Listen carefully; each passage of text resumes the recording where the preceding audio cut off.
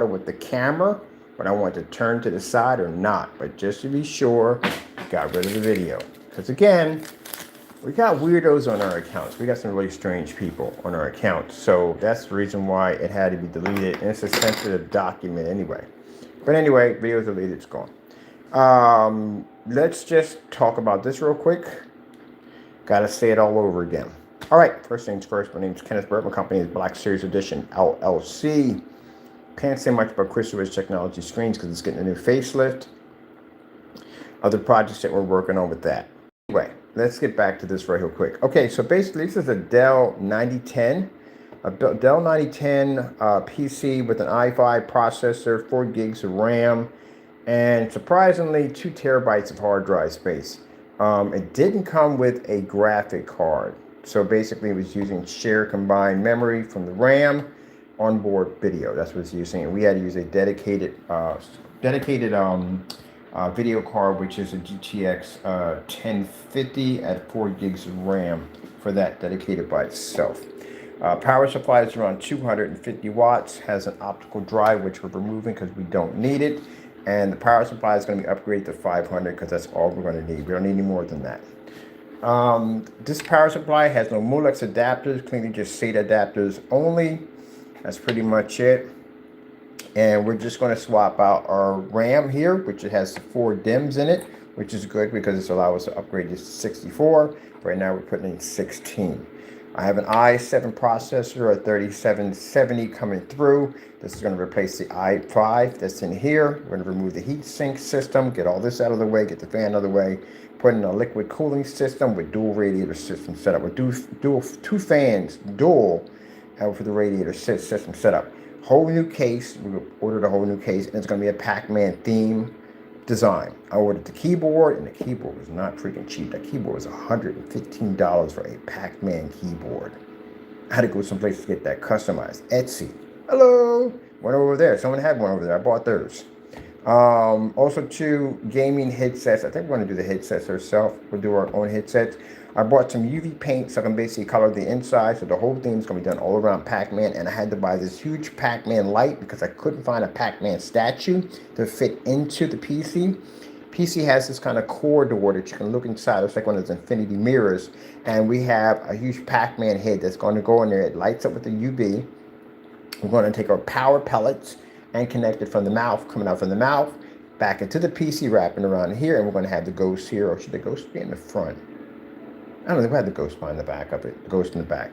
So that's what we're going to do, a whole Pac-Man setup. Now, like I said, I had to delete the last video because when I was swinging my chair around, a document that I had on my desk, which I got to remember, because we have this desk here, make sure all documents are put away. Because again, that's before we have weirdos on the channel. I think everybody has weirdos on their channel. Literally everybody has weirdos. They should make a YouTube for weirdos. Just all the weirdos, the stalkers, you guys have your own channel for yourself, so that way you can be with yourselves. Because you don't do anything productive. All right, so vacuumed out the system. That's all done. Only thing I'm waiting for now, the i7 won't be here until the 9th. All the other stuff is going to drop on Wednesday. What are we going to be to put together when it comes here on Wednesday? Well, we can load in the power supply, do the artwork and design on it. Oh, yeah, we can do that. Can't do much until the CPU gets here. And surprisingly, like I said, the hard drive is 2 terabytes, which is fantastic because I'm thinking it's yes, an IBM. Actually, I put this in here myself. Yeah, because Dell makes their own hard drives. I did install this one myself. Yeah. Yeah, I put a 2 terabyte hard drive in there. I think this thing had a 500. When they come, they have 500s. I'm thinking, I was looking, I was like, wait a minute. Why is there 500 in this one?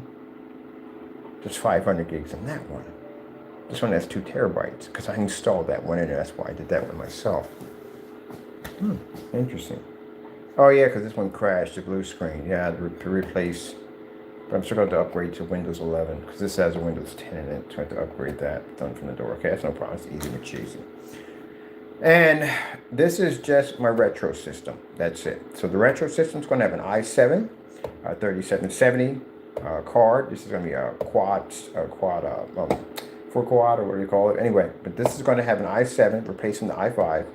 Instead of the 4 gigs, it's going to have 32. The graphic card right now, I'm going to be using the 1050, but I'm thinking about going to a 3070 RTX, which will have no problem at all, period. This has a PCI Express, and this has an AGP also too, but we're going to use a PCI Express instead. Power supply up to 500 watts, and yeah, pretty much. So pretty much it's almost near a PS5. It does have more RAM capability than the PS5. Like I said, the RT was the RTX RX AMD 6700 is the equivalent to a 3070. A 3070, I can think right now. A 3070 Intel or GTX. It's the same equivalence to it because I looked everything up on that. Of course, the power supply is much more bigger than the PS system because mind you, I have to mod that thing when it comes in. And my RAM capability, yeah, it's going to be higher, and the hard drive capacity is much higher because again, we can upgrade it. Well, we're I got something $350. I still can't get over that for a freaking upgrade of 4 freaking terabytes. 4 terabytes. You know that even cost me $350 right here. This cost me when I paid for this. This cost me $50. I paid $50 for 2 terabytes, right? 2 terabytes on this, right? And yet, $350. You have any idea how big a hard drive I can get for this monster for $350? 20 terabytes. I can get 20 terabytes for $350. I was in the car talking to the Lyft driver, and I was like, yeah, man, the upgrade of the PS5 is I hate to say it, man, it's a joke. I'm sorry. You can console gamers can get upset all you want. They ripped your daylights out of you guys. They ripped you off. Now, of course, yeah, they gave you an amazing CPU. They did. They gave you 16 gigs of RAM. Is fantastic, especially for a console. That's extremely good. But the hard drive, why would you do that? You don't even have a terabyte. You don't even have that. You have 600. That's all you have left. 600 gigs. That's it. So for some people, I had people contact me saying, well, Mr. Bird, you can go out and you can just get like a third party. Yeah, I'm going to stick a third party hardware on exactly into my motherboard. That's what I'm going to do. Because if anything in here has a problem, you have a problem. Any one of these circuits and transistors and all these stuff in here, these fuses, all that stuff, anything goes wrong, your system is gone. The motherboard is the main piece of your system. This thing goes down, everything goes down with it. It's like the transmission on your car. So you don't want to go and plug in third-party support hardware into your system. That's the last thing you want to do. So you're going to have to get the official license hard drive, which is going to cost you a whopping $350. Now, if you want to max up to the full 8, now you're going to have to go in because there's no extra DIMM slots or anything in there to upgrade, and nothing in there. The upgrade with DIMM slot would be for RAM, but you don't have anything extra to add another hard drive in there, which would be nice, but nothing here, nothing here, nothing here, but you don't have that. You just have one. So with that being the case, you have to put in an external hard drive, put the case on it. They cost some money too. Now you can go with a third party with them because you blow out a port, just a port at the end of the day. But anyway, I'd rather do a port than basically do the motherboard itself. You get one of those, you're talking about roughly about maybe, you get one maybe for 100, maybe 200, but you just spent 350. So anything that you add on to that is just going to tilt it over near the 500 mark, the 400 mark. 150, 350, you can spend $500. You literally, it's going to cost you the same price that you paid for your console system to upgrade it for your RAM. For your hard drive capability. And you have to. You literally don't have a choice on that one. What are you going to do? You seen the games and how much memory they take? GTA 6 is taking 300 gigs. Good luck on that one at the end of the day. If you got games on there already, guess what happened? You're going to do a lot of deleting. I'm not trying to go through all that crap. I want to download whatever I want with endless possibilities. And for those people speaking, what about the cloud? Hey, good luck. Stick your stuff up there. See what happens. I don't trust the cloud. Never will. I don't care. I don't trust it. I'm not sticking my freaking information in some... No, we're not doing that. Come on. Let's just do it. I'd rather have it here where I can see it. No. So that's just, nah. That's what they tried the first time. It's funny because they did try to do that with DRM. They put in a 500 gig hard drive. Sony had a 500 gig hard drive. Xbox had a 500 gig hard drive. And they were depending on the cloud system. So you got infinity storage space. That's what they're planning on. But Xbox jumped first. And they failed, and PS saw it and go, whoops, nope, we're not going to do it. That's why they started that campaign called Sharing is Caring, because they were going to do it too. Because if they weren't, they wouldn't have had a 500 gig hard drive on the PS4. It would have been a terabyte. But the sad thing about it is the next gen system, which is the PS5, literally the PS4 has more hard drive space than the PS5. And for those sitting there saying, well, no. When the system memory goes through that system right there at the end of the day, it's very little that's taken off. You have a much more powerful system, so it's going to require much more. And them knowing this, why didn't they put 4 terabytes on there to begin with?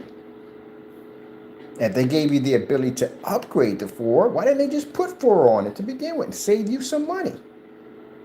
It's all about business at the end of the day, people. See, that's the reason why, if you notice, when it came to the Xbox, and Xbox is guilty of this too, Xbox made it at one point that all their controllers had these special peripherals that you plug things into. They all were designed special. Everything was designed special for the Xbox hardware, so it only went with Xbox only. You couldn't go to a third party. At one point, you couldn't go to a third party. You couldn't plug anything with a USB, nothing like that whatsoever, nothing from PC. You had to go with there. That's why there's special weird-looking cables at the end that you had to plug things into, because you had to make sure you bought from them and them only. If you remember the first Xbox when it came out, because I do, because I purchased one with Halo when it first came out. And I remember that, seeing that weird looking funny plug, and I'm like, why do their plugs look so strange? Like, why is it not a USB? It was designed that way, so basically you only had to buy their parts only. Yeah. Now, you can get them with a USB, because I can plug this Xbox unit into my computer. Yeah. So that's the horrible thing about console. That's it. You buy something you have no control over. That's pretty much what it comes down to. Now, they gave you a little bit of control this time. They allow you to get access to your hard drive. You can play with that. Same thing with the Xbox 360. You have access to your hard drive. Sad thing about the Xbox 360 is that case that they had on it that you would slap on the top of the 360 and would lock in. If you pop one of those open, you would find out there's a SATA hard drive in it. That's what was sitting inside of it, a hard drive. So that big old bulky case to make it look like it was something special. So you're paying like pretty much 128, 256, 512, and then they had the terabyte later on when it came out with the limited edition Halo and limited edition Gears of War. Oh yeah, and the whatchamacallit had it too. The Elite system had it. It was a black Elite system. They had it, a terabyte. But pretty much, you just paid a lot of money for a casing and a hard drive they had in there. As a matter of fact, it wasn't a solid state drive. It was a laptop hard drive they had in there. Yes, it was. It didn't have solid state drives. My bad. You had a laptop. Heck, the first Xbox that came out had 10 gigs on it. Did you know that? Yep, it was 480p. 480p, a whopping 480p with a 10 gig hard drive. And you couldn't change those out, by the way, because I tried and I broke one. Alright, so this is not hard to do. It's got a micro ATX board on it. These are systems, I found out about these systems right here. These are fantastic systems if you want to build a low profile PC. And because it has a smaller case, this is the kind of low profile graphic card you get. But we're going to change all this because there's not enough for this machine to breathe. It really is, it's suffocating in this. There's no room in here to breathe at all, period. And mind, this is after me pulling out these parts right here that were actually right there. Because I wanted to see if I had 4 DIMM slots. And I do, which means I can do I can do 32 gigs. Which is pretty good for a retro PC. Because we're only playing retro games on it.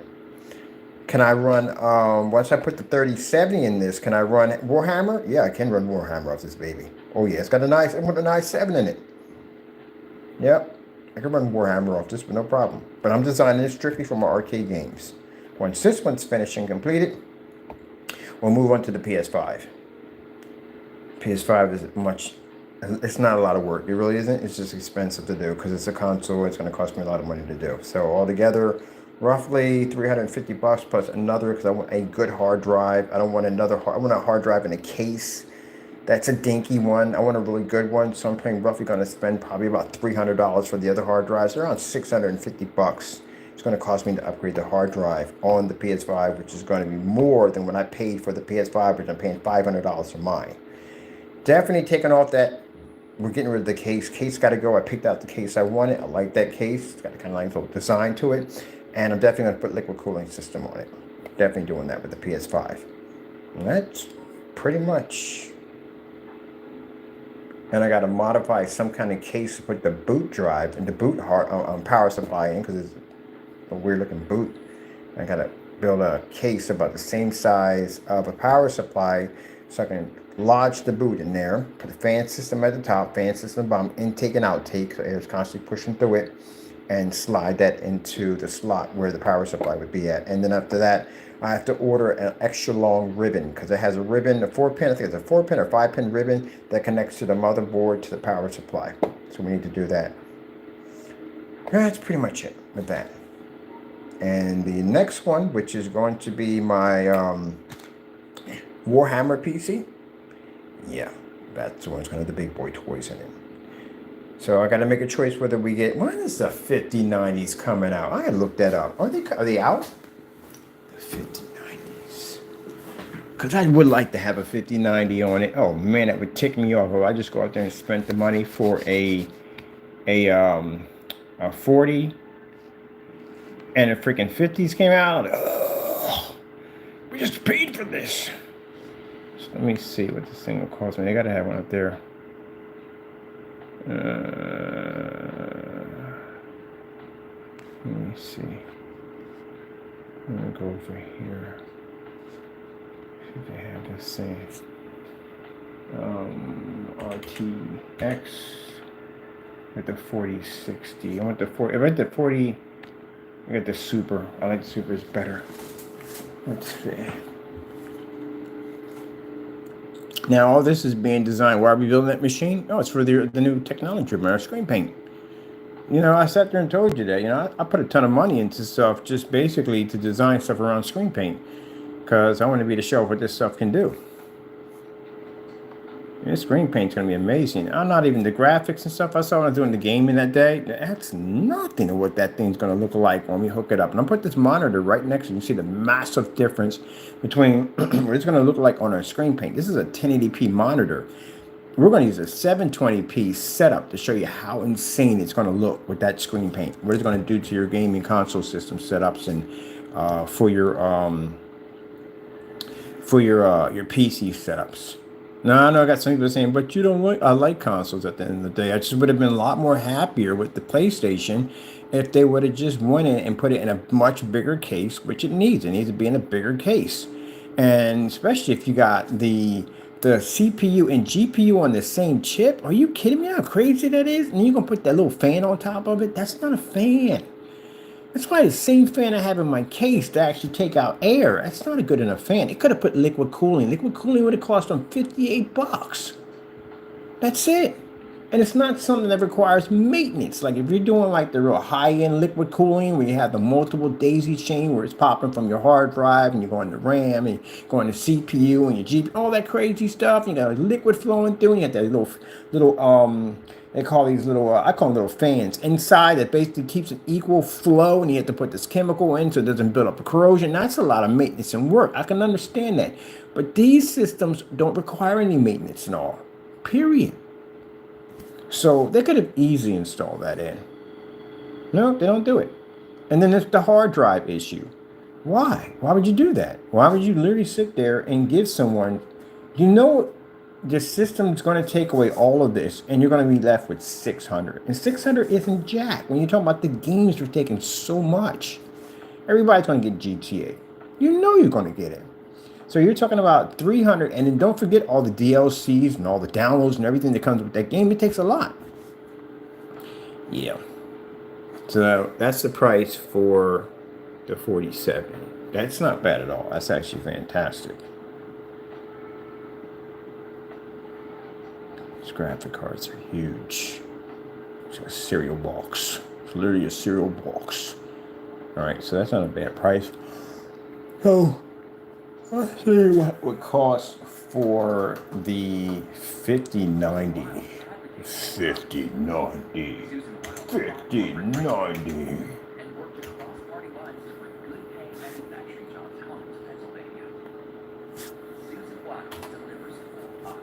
Bum bum bum bum bum bum bum bum bum bum bum bum. What did I put down? 5090? I put down 59, but I haven't even out yet. I'm looking for right here. There's a 4080 right there. 4080.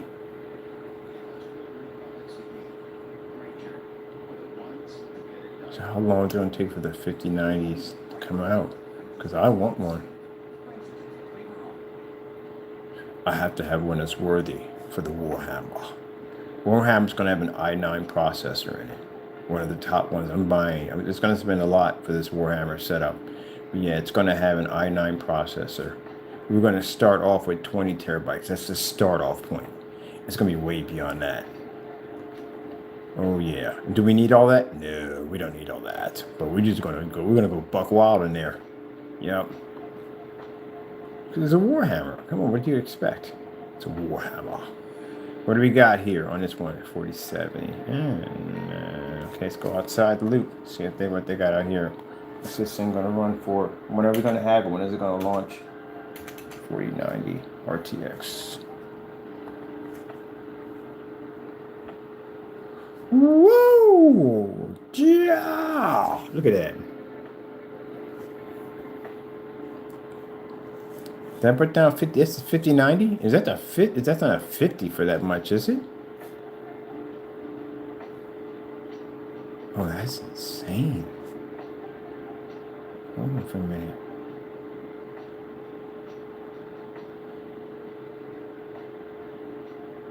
Jeez, that's something on a whole different level by itself. We don't need that much power. So where is he? Here we go.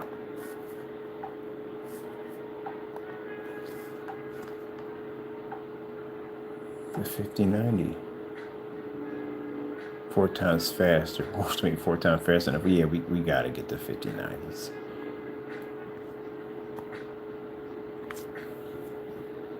Potential final quarter of 2024 possible October. No, yeah, just in time. We'll have one. We'll have one of these monsters. Yes.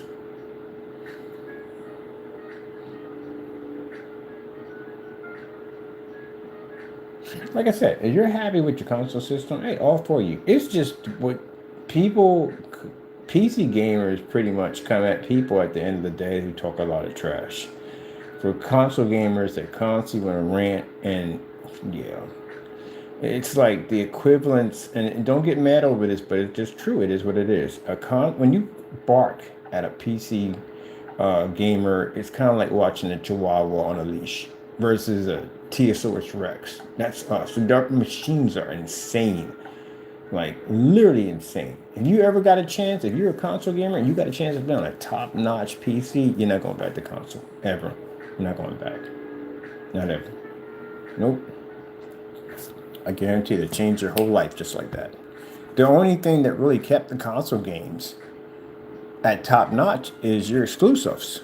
Your exclusives are everything. That's the only reason why I kept buying 360s over and over again, because of Gears of War and Halo. That's why. Because they couldn't get anywhere else. PC didn't have Halo.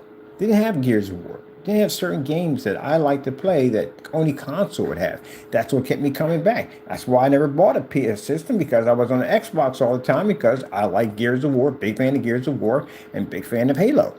So I had no interest ever in a PS system. Now, what brought me over to the PlayStation 4, was basically that I've had an Xbox already. I've been there and done it already. And then after going through that whole 360 fiasco with the whole red ring nonsense, I was turned off altogether. I just didn't want to go back to the Xbox system ever again. And I didn't trust the other systems because I was terrified of this red ring nonsense that went on. So I said, well, I haven't had a PS system in a long time. And I did buy a PS system. As a matter of fact, I had a PS1 when they first came out. in 1999 or something like that, around the time, September 99, when Dreamcast came out. But anyway, yeah, I had Shotenden, if I'm saying that correctly, Jumpin' Jack Flash. That's what I had with my PS, and Warhammer. Was it Warhammer? Or Warhawk? I think it was Warhawk. But anyway, and Loaded. Remember the game Loaded? So anyway, yeah, I had a PS1 system. I bought one of them. And one of the things I didn't like about the PS1, I didn't like the DualShock controller. I had Metal Gear. I didn't like it. I didn't like it at all, period. I didn't. So I didn't keep it that long. And same thing with Grand Theft Auto. I had Grand Theft Auto. Was it 3? I think it is 3 with the Russian guy. Yeah, 3. And when I got it, all I did was just ride around and destroy stuff. That's all I did. Didn't realize that the game had a really deep story mode to it. And when I first got the game, I paid $60 for it, and I gave it to a friend of mine for some clippers. Because he had these nice Andy clippers. I liked them. And said, how about we do a trade? You know, because he couldn't get the game. His mother wouldn't let him. And I said, I got it. It's brand new in the box. How about we do a trade? And we did a trade. I got the clippers, and he got my game. And then later on, when I went over to his house to see what he was doing with it, he was unlocking all this stuff. I'm like, what the freak is going on? Where did that mission come from? That mission said, yeah, it's the game. You didn't unlock anything. You were just driving around shooting and blowing stuff up. So I went back and bought the game again. And yeah, fell in love with it. I fell in love with all the story modes and how everything went together, how it was all pieced together. I just fell in love with it. And I got into Vice City. And after Vice City, because I liked the whole glamorous lights and stuff, they had the little backstories to it. They had but they had these little DLC, but they're backstories. I got all of them. And then ever since then, I've purchased everything with GTA. Every single one of them. So, yeah. And console systems are nice and all, but you have to understand that they don't have the power of a PC. They're good systems. They're very good systems. I would never say that they're junk and trash or not. That upsets me is the PS5 is an amazing system. It is. I read the specification. It's a beautiful system. It's just they did you guys ugly. They put a terrible hard drive system on it, and they charge you a lot of money just to upgrade it, because I got to go through it myself. And I don't like the case. The case overheats. And you got a little closed-in case, just like that Dell over there. They overheat. And then collect dust and everything else. It's not good. They should have had it where it made it easy, where you can just open up a door and get access to it to clean it out. Because you can't even clean that thing out without voiding the warranty. So again, yeah, I don't like how they built it. The Xbox system, not a big fan of that one either. It looks like a trash can. It looks like a square trash can. I don't like it. And I don't really have a big thing for Xbox anymore after going through the whole 360 red ring. Even though people I know have them, they said they don't have red ring issues. I'm good on that. It's like one time, juice boxes. You ever had something happen to you so bad that you basically can never go back to it ever again? Happened to me in a juice box. I was thinking of a juice box. When the juice boxes become old and they've been sitting in the factory for a while, they turn into a slime. And I actually drank out of one of them, and I tasted, I was like, oh my goodness, it was disgusting. I can't go near a juice box. It freaks me out to go near them. So yeah, you have things that happen to you, and that's what happened to 360. Do you have any idea how much money I spent on buying those 360s? It was so much money. And they kept burning out, they kept burning out, they kept burning out, they kept burning out, they kept burning out, they kept burning out. Then they came out with the Elite system. It's supposed to have some kind of frost chip in it, and it lasted a little longer. It still burnt out. And if you had an Xbox family, which I did, I had a huge Xbox family on there. I was in clans on there. Can't be off for a week. You know how fast your freaking what do they call it? I can't think of the name of it. The your leading dashboard drops when you're a couple of days off and you're trying to defend your title. Yeah, you can't be losing days at the end of the day. And you got people mind you, my whole system was hooked up to my cell phone. You got people coming and talking trash. Yeah, you thought you were good, and blah, blah, blah, blah, blah. That guy called Dragon something. I think he was able to knock out the leading dashboard I had. But anyway, yeah, you want to get back on and play. Gotta go through that mess. So I literally had to buy 2 consoles. I bought one because I knew it was going to burn out. And just in case if it did burn out, they can take that back and get it fixed. I can unbox the other one and start playing that one. That's what I had to do when I had the 3. It cost me a lot of money to do it. But it kept me in the game. So not a big fan of Xbox anymore. That's why I'm not buying a Xbox and modding it out. I'm just not gonna go near it at all. And as for the Wii, I like the Wii. I actually like the Wii system. I had one. I had the Wii system. The only reason why I didn't keep it because it was too kiddie. At the end of the day, we never go hardcore games. That when they first came out. Is the Wii? No. What's the new one now? I haven't bought one of these in a while. What's the new one? Nintendo Wii, is it? What's the new Nintendo? I haven't been around this thing in a while. Nintendo Switch, that's the new one. I had one of these when they first came out. There's nothing but all kiddie games on it. I played it for at least about a good week. Matter of fact, I have it on my whatchamacallit, one of the videos I did on my channel, or basically showing you how to play the Nintendo Wii on a 235.1 setup.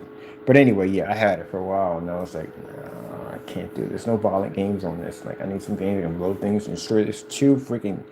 It's Guardian proof. I couldn't take it, so I gave it to somebody else. Let them have it. Now they got some hardcore games on it. Will I ever buy one again? Nah. I have no interest in the Nintendo Wii. I really don't. I should get one, to tell you the truth, because I do got to cater this system toward the youth at the end of the day. So, I guess we'll get one. I am not opening that up. I don't do Nintendos. I've never modded a Nintendo a day in my life. I do not go on other things. Nintendo's got something waiting for you. Decide you want to go tamper with and mess around with their system at the end of the day. And then another thing too, dealing with consoles, you're basically getting in trouble for touching them. So if I go inside and I modify it, which I know I'm going to void the warranty anyway, I go in there and I modify anything in that unit, I automatically void the warranty right from the door. I can only go in areas that they allow you to go in. That's like buying a house and I'm telling you that, okay, here's the deal. You can go in the bedroom, but the rest of the house you can't touch. But I paid for this. I paid for the whole house. I understand you paid for the whole house, but you can't go to the kitchen. You can't go to the living room. You can't go to the dining. You can't go any place. You can't even go to the garage. You're stuck here. You have the bathroom and you have your bedroom, and that's it. That's all you get. That's what it feels like when I have a console. Because I like to tinker with stuff. So you mean to tell me, so what happens if I go in and these other rooms? Well, you just lose the whole house altogether. There you go. Anything happens to it, burns down, fire, whatever, your insurance, nothing works at all, period. You void everything. Yeah, that's what it feels like for me when I get a console system. Because the first thing I'm thinking when I pick it up, I'm going to take this thing apart. Most people are not even thinking that at the end of the day. Most people are thinking that, oh man, I'm going to hook this up. No, I'm thinking I'm going to mod the daylights out of this thing. Yep. But then once you know how to repair your own stuff, then you really don't care at the end of the day, because if it breaks, you just fix it yourself. Heck, you do a better job fixing it than they do, because all they do is just send you back. And I really do believe they were doing that for the longest time. I mean, I don't know, I'm not sure, but I used to mark my boards. So when I would send a board back, I'd send a system back to over to Microsoft and one of those coffins, I'd mark my boards. So I'd know if I got swapped, if a board swapped out. And let's just say I wasn't happy a few times. So we have to get a Nintendo Wii. Nintendo Switch, sorry. Oh. All right. 720. I got so much to do today, it's not even funny. I'm hoping that the unit we got to go through is open, because I have to go in there and have to set up. I got orders I got to get out the door. The printer ran out of ink, which I'm trying to figure out how that happened, because I just bought it. Like, how do you buy a printer? And the color, I think they gave me like a bad black ink cartridge, because the color is perfect. I'm literally out of black. So I had to go order more of that and get that shipped in, because I have to have all these orders out by Saturday. Before Saturday, I have to have them way out before Saturday. And then because of the holiday, nothing's gonna be open, which bugs me, because I need to get I need to get stuff done. So, yeah.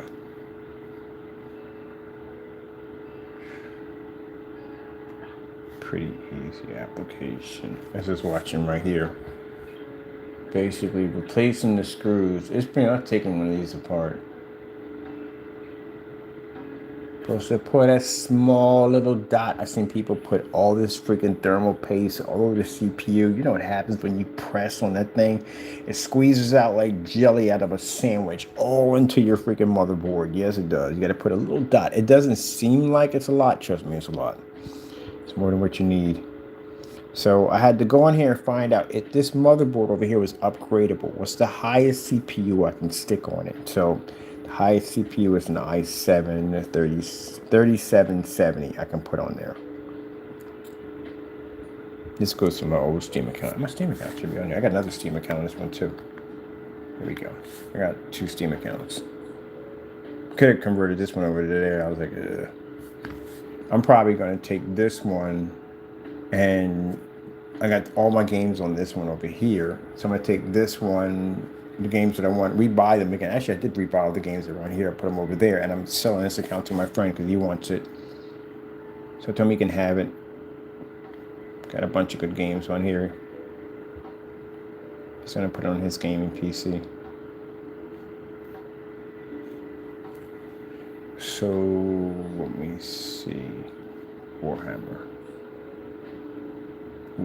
It's Warhammer 2. This will run the big boy.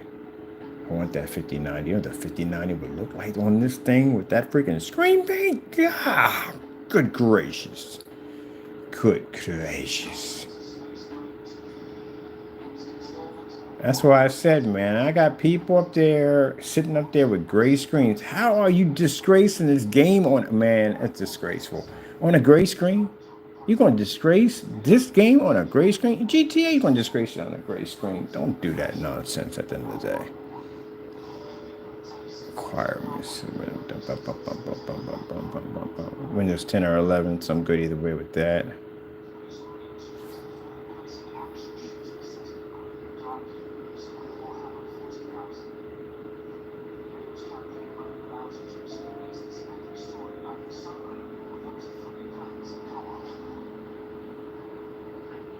Minimum is i5. We're going to be on an i7, so we're good.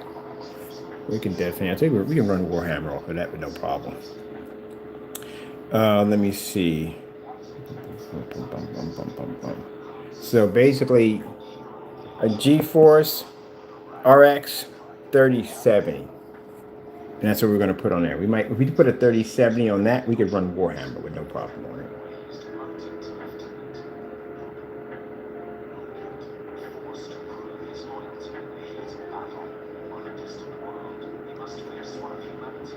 Yeah, that's not a problem.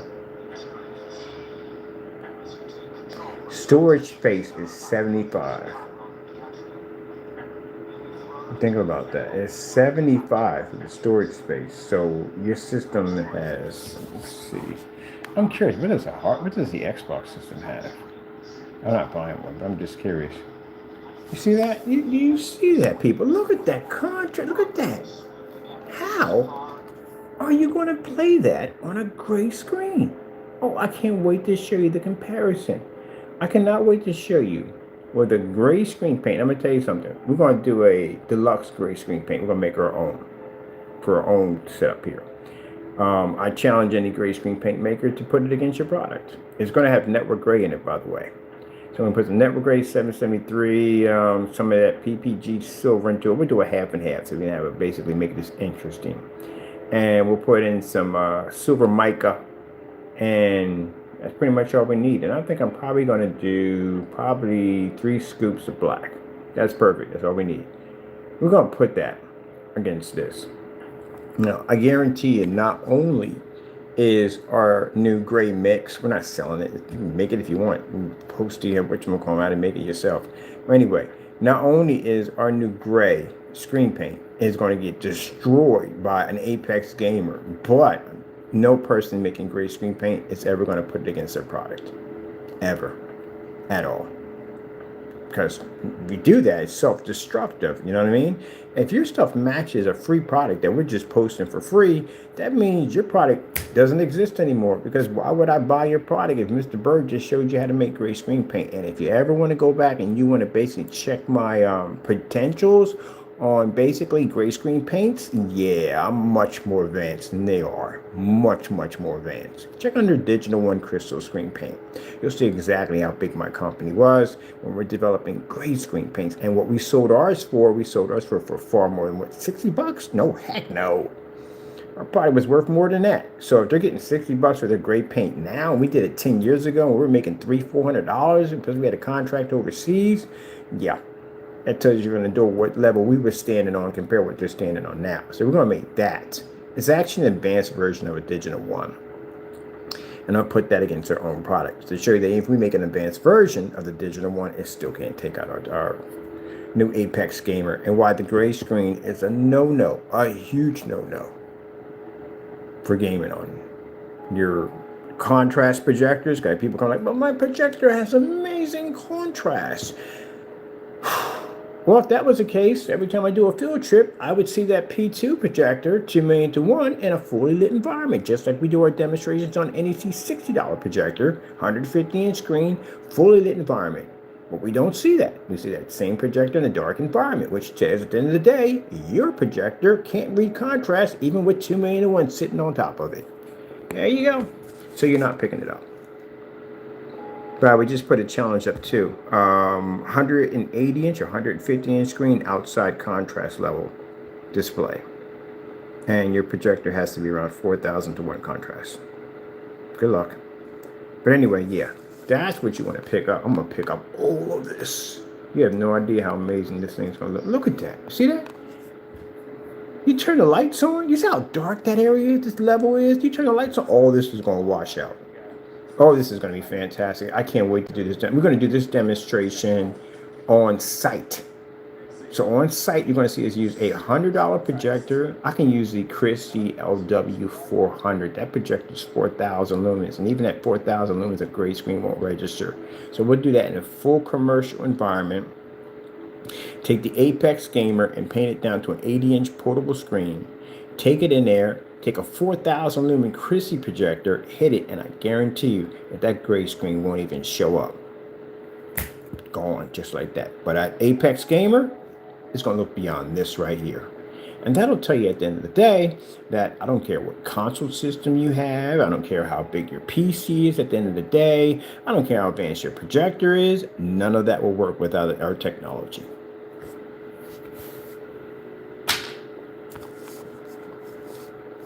Because if I'm playing this level right here, in this dark environment, I want to see everything. I wanted to see the contrast levels at 100%. I do not want to see shades of gray. I want to see actual black.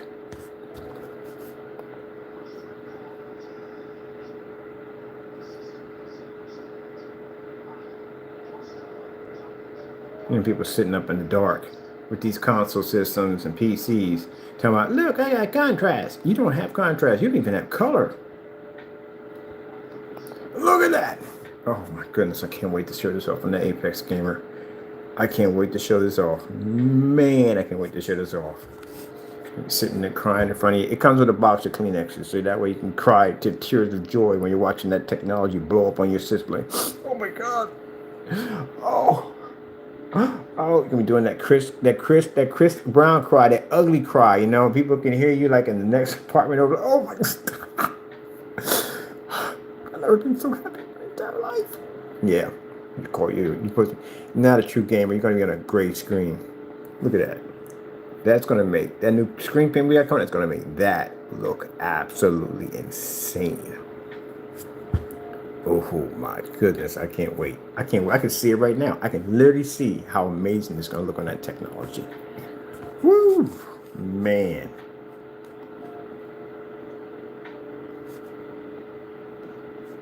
Really good. Oh. Yeah, and those of you on gray screens gaming? Yeah. Okay, good luck with all that. This is what it is. And you're not even worthy of a PS system at that. A PS5. Go out and get yourself. No. Forget it. Just don't buy anything at all, period. As I say, Atari 2600, not even worthy of that. It's a gray screen. What do you expect? What do you think you're going to be to pick up? You're not going to pick up any contrast levels. Who the freak is telling you this stuff? Literally. Who is out there telling you that you're going to read a 100% black level off of black? off a gray screen. How? How is this possible? Oh, with the lights out? When you got to turn the lights out to see a contrast level, that's the first red flag right there. That's the first red flag. That's why when we get in form sites and we get in there and they start talking about, oh, I see contrast. Do me a favor, turn those lights on for a minute. Well, not really, because a theater room, there we go, with the excuses. A theater room is what? Well, a projector is supposed to be used in the dark environment because that's what they're designed for. Yeah, that was way back then when people had their own little media rooms. They had the 35 millimeters and all that stuff. The little projectors set up for slideshows and all that doohickey nonsense. Yeah, that's back then. This is now in this technical era we have now with ambient light rejection technology and all that stuff we develop, and high performance projectors that are now ultra short throws. Right back in the 1960s and 70s, they didn't have an ultra short throw projector sitting up on top of a screen acting like a TV. They didn't have any of that stuff. They didn't have ambient light rejection technology. So now screens now today are designed for more of home and that commercial use, where I mean more like home, like your living room and your rec room and stuff like that. That's what they're used for. Because back then you would go into this dark environment in the office and you would shut the shades and all that, and you would show a video of your pie chart to whatever you're trying to show. You don't have to do that nowadays. You need a fully lit environment and fire up. But the problem is even though the screens can read in the fully lit environment, the problem is that the quality is horrible. And people accept it because they figure, oh, that's the way it has to be. No, it doesn't have to be that way. That's why we can go outside and show you an entire ocean without it washing out. On a projector that cost me $270, it's a 720p. A lot of people don't realize that the project demonstration we did on those 250s outside, all those demonstrations outside were done on projectors that were under the $400 mark. That's it. Majority of the bigger screens, they were 720p projectors. Yeah. Warhammer. Warhammer. Warhammer.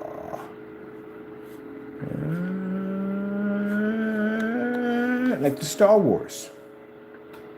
I love that demonstration. That's a 180-inch screen. Watching out there crystal clear. You can see the dog fight, the 100% black pop up. You can see the space just fly to the freaking planet. All that. It's supposed to be to do that with your projector. Your projector has that capability. I can't understand why people go out and spend all this money for the expensive machines to fix a problem that you literally didn't have to fix to begin with. You need to fix your screen. That's your problem. You fix your screen, you fix the projector. But you go out and get a projector and I'll spend more money. Well, maybe I need to buy 4K. Maybe that'll fix it. Maybe if I go out and buy more contrast, that'll fix it. Maybe if I go out and buy more big, higher, advanced, more colors, that'll fix it at the end of the day. Higher lumen. None of that's going to fix it. None of it. You have to have a proper screen. Unless you got a knockoff projector, then you got problems with two different areas. Other than that, if you got an old sharp piece, projector, that thing looks amazing on our technology. That's why we use the old ones. Heck, we got the Sony over there. I only paid $10 for that projector. $10. And everybody else is sitting on these high-end projectors, and they can't even do what our screens can do at $10. Trying to get one lower than that. Trying to find one for $7 next. That's what I said. It's how they market and sell the product. It's a smoke show. That's what it is. Nothing more than a smoke show. That's what you're running into. Everybody went out and bought the Wii Max. When the Wii Maxes first came out, the Wii Maxes and all the different projectors came out, and they promised you a 5,000, 6,000 lumen projector at a 150-inch screen, and it's using this kind of pixel shifting technology, something new. Pfft, you kidding me? Pixel shifting technology has been around like freaking forever. I mean, forever. It's nothing new. I talk to some of these noobs, like these new gens, and they say, oh, but pixel shifting technology is forever. See, that's the problem. At the end of the day, you haven't been around long enough to know that stuff has been around forever. Matter of fact, the PS1, when they converted it over to the PS2 had pixel shifting in it because it was backwards compatibility, which means you could take Tomb Raider, which you know what Tomb Raider looked like on the PS1, had the whole pointy things and rectangular face and all that, and you could stick that into the PS2, and if you tap the Xbox rapidly, it would cause some form of pixel shifting, which would smooth out the jagged edges much better. Comcast had it when they could say that you can take a DVI and convert it to a 1080p signal. They use a form of pixel shifting compressing. So it's been out forever. They've been using it for years. It's nothing new. And then these companies go, oh, it's pixel shifting. It's this new technology, this iframe chip. And you're kidding me? Are you kidding me? Then they lie to you and they tell you, oh, you're going to receive this 150-inch screen. Because usually the screens on ultra short, those are like 100-inch, 120-inch. That's what you're getting. But you're getting a whopping 150 inches. You can't get 150 inches. How are you going to get the pixels up to compress? That's literally the conversation we had over there with Valve. That's why they collapsed and told us it was 1080p finally, after a while, basically putting pressure on them. Because we knew what we were talking about. Not some dumb customer you're going to sit there and feed all this information to and think I'm supposed to be an idiot at the end of the day. No, heck no. We know what the freak we're talking about. That's why we kicked them. They banned us from the forum. Because we went there and we told them. And everybody else started listening to what we're saying. They were asking the same question and we started a little fire in there. So bottom line is, yeah, if you're projecting at 150 inches, if you max at 150, where are you getting the extra pixels to compress? There you go. Which means you can't do 150. Which means you could do anything within 100, 120, 135, because there's pixels left over to compress the image. Next question. What is the base of your projector if you're using pixel technology, pixel compressing technology? What's the base of it? I mean, the base of it, what's the base of it? It's 1080p, it's a 720p, because it's not 4K. If it was 4K, you would have the proper pixel count showing you that you have the resolution for 4K. But since that's not there, what is the base? 1080p. So you just paid, and mind you, again, your contrast. What's your contrast? So the minute they told me the contrast was 4,000, ooh, yeah, that's every red flag that pops up. 4,000 is not powerful contrast. 4,000 shows up on 2010, 2011, 2012 projectors. That's what 4,000 shows up on. At that particular time, that was considered to be a massive amount of contrast. Heck, you can get a NEC short throw Dell, not Dell, NEC short throw for at a 10,000 contrast. The Ultima GT 55 and 56, they had 20,000, some had 22. There's a ViewSonic projector, it's 600 by 800, 720p, has an anamorphic lens on it. It has 22,000 to 1 contrast on it. The Panasonics have 16,000 to 1 contrast. So 4,000, are you kidding me? That's it? That's all we're getting? Yeah, or basically it didn't have 4,000, it had 3. Because the NEC over here we have on the floor does 4. So no, that's pretty old. So basically that conversation that led into its 1080p projector, and then it got into the lumens because we started digging into it. We got all the information needed, but what about that lumen count? So you're talking about an ultra short throw projector less than a foot away from a screen that's hitting a white wall at 5,000 to 6,000 lumens. Do you have any idea how bright that is? Do you have, if that projector would have hit that wall at 6,000, 5,000 lumens, that entire environment would have illuminated. You wouldn't have lights in there anymore. Because on a projector we have at a Chrissy LW505, or LW505, that's a 5,000 projector. At 18 feet, that thing can light a room up. At 18 feet, imagine that a foot away from your screen, roughly at 5,000, 6,000, yeah. So when I was looking at the image, you know what I'm looking at? When the projector hits the screen, I'm looking at the corners and walls and the curtains, everything, to see how much light is bouncing off the wall that's reflecting back in the environment. Like I showed you with Mr. Mannequin. Wasn't a lot. So roughly, they're around 25, a little under 25. And they were.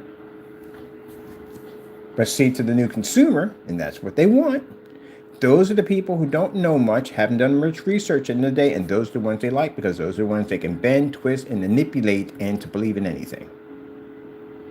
The last person they want is a customer who does research or a customer who knows. They don't want to. That's why I said people make these faulty screen paints and they tell you lies. At the end of the day, range gain doesn't exist. You know the app. You can't put that on AVS forums and put that out there that you have this range. No one's going to believe that crap. But a person who doesn't know much about projectors, they may believe that. Same thing with the knockoff machines. You're saying that your machine is 4K and 1080p at the same time. How the freak is that even possible? But again, people get duped into that because they don't know much and they're learning for the first time, and that's what they're expecting. They're expecting those particular customers. They don't want customers who know. Because customers who know won't buy their stuff. I literally sat there. You watched me sit there and have this discussion with this customer about the 8-man projector. Literally had this discussion with him. And I explained to him that the 8-man projector does not read on our screen. We have a list of projectors we only use only. They're all name brand projectors. They work with our technology, except for this Sonic, which I have no idea why it works, but it does. But anyway, and the guy somehow got which one to work off the WeMax, but we still only support name brand projectors only. And literally had this conversation with this guy in the room. He was mad and upset and called me all kinds of names and this, that, and the other, blah, blah, blah, blah. And then the first time we sent out the service to him, and he came back and said, I can't see the screen. And I said, well, bring it over here. We open it. We do unboxing on it again. We have a 1,000 projector, much lower than the projector he was using, and a lot more light in the environment than him, because we were in the max zone when we did it. Screen popped up. No problem whatsoever. Sent him the video, everything over. So he turns around. He didn't tell me what the projector was yet. He still refused to tell me this projector. I kept asking him, what's your projector? Because we know what it is, because we can tell. We've done testing on this stuff before. We know what these projectors look like on our screen paint. What kind of projector are you using?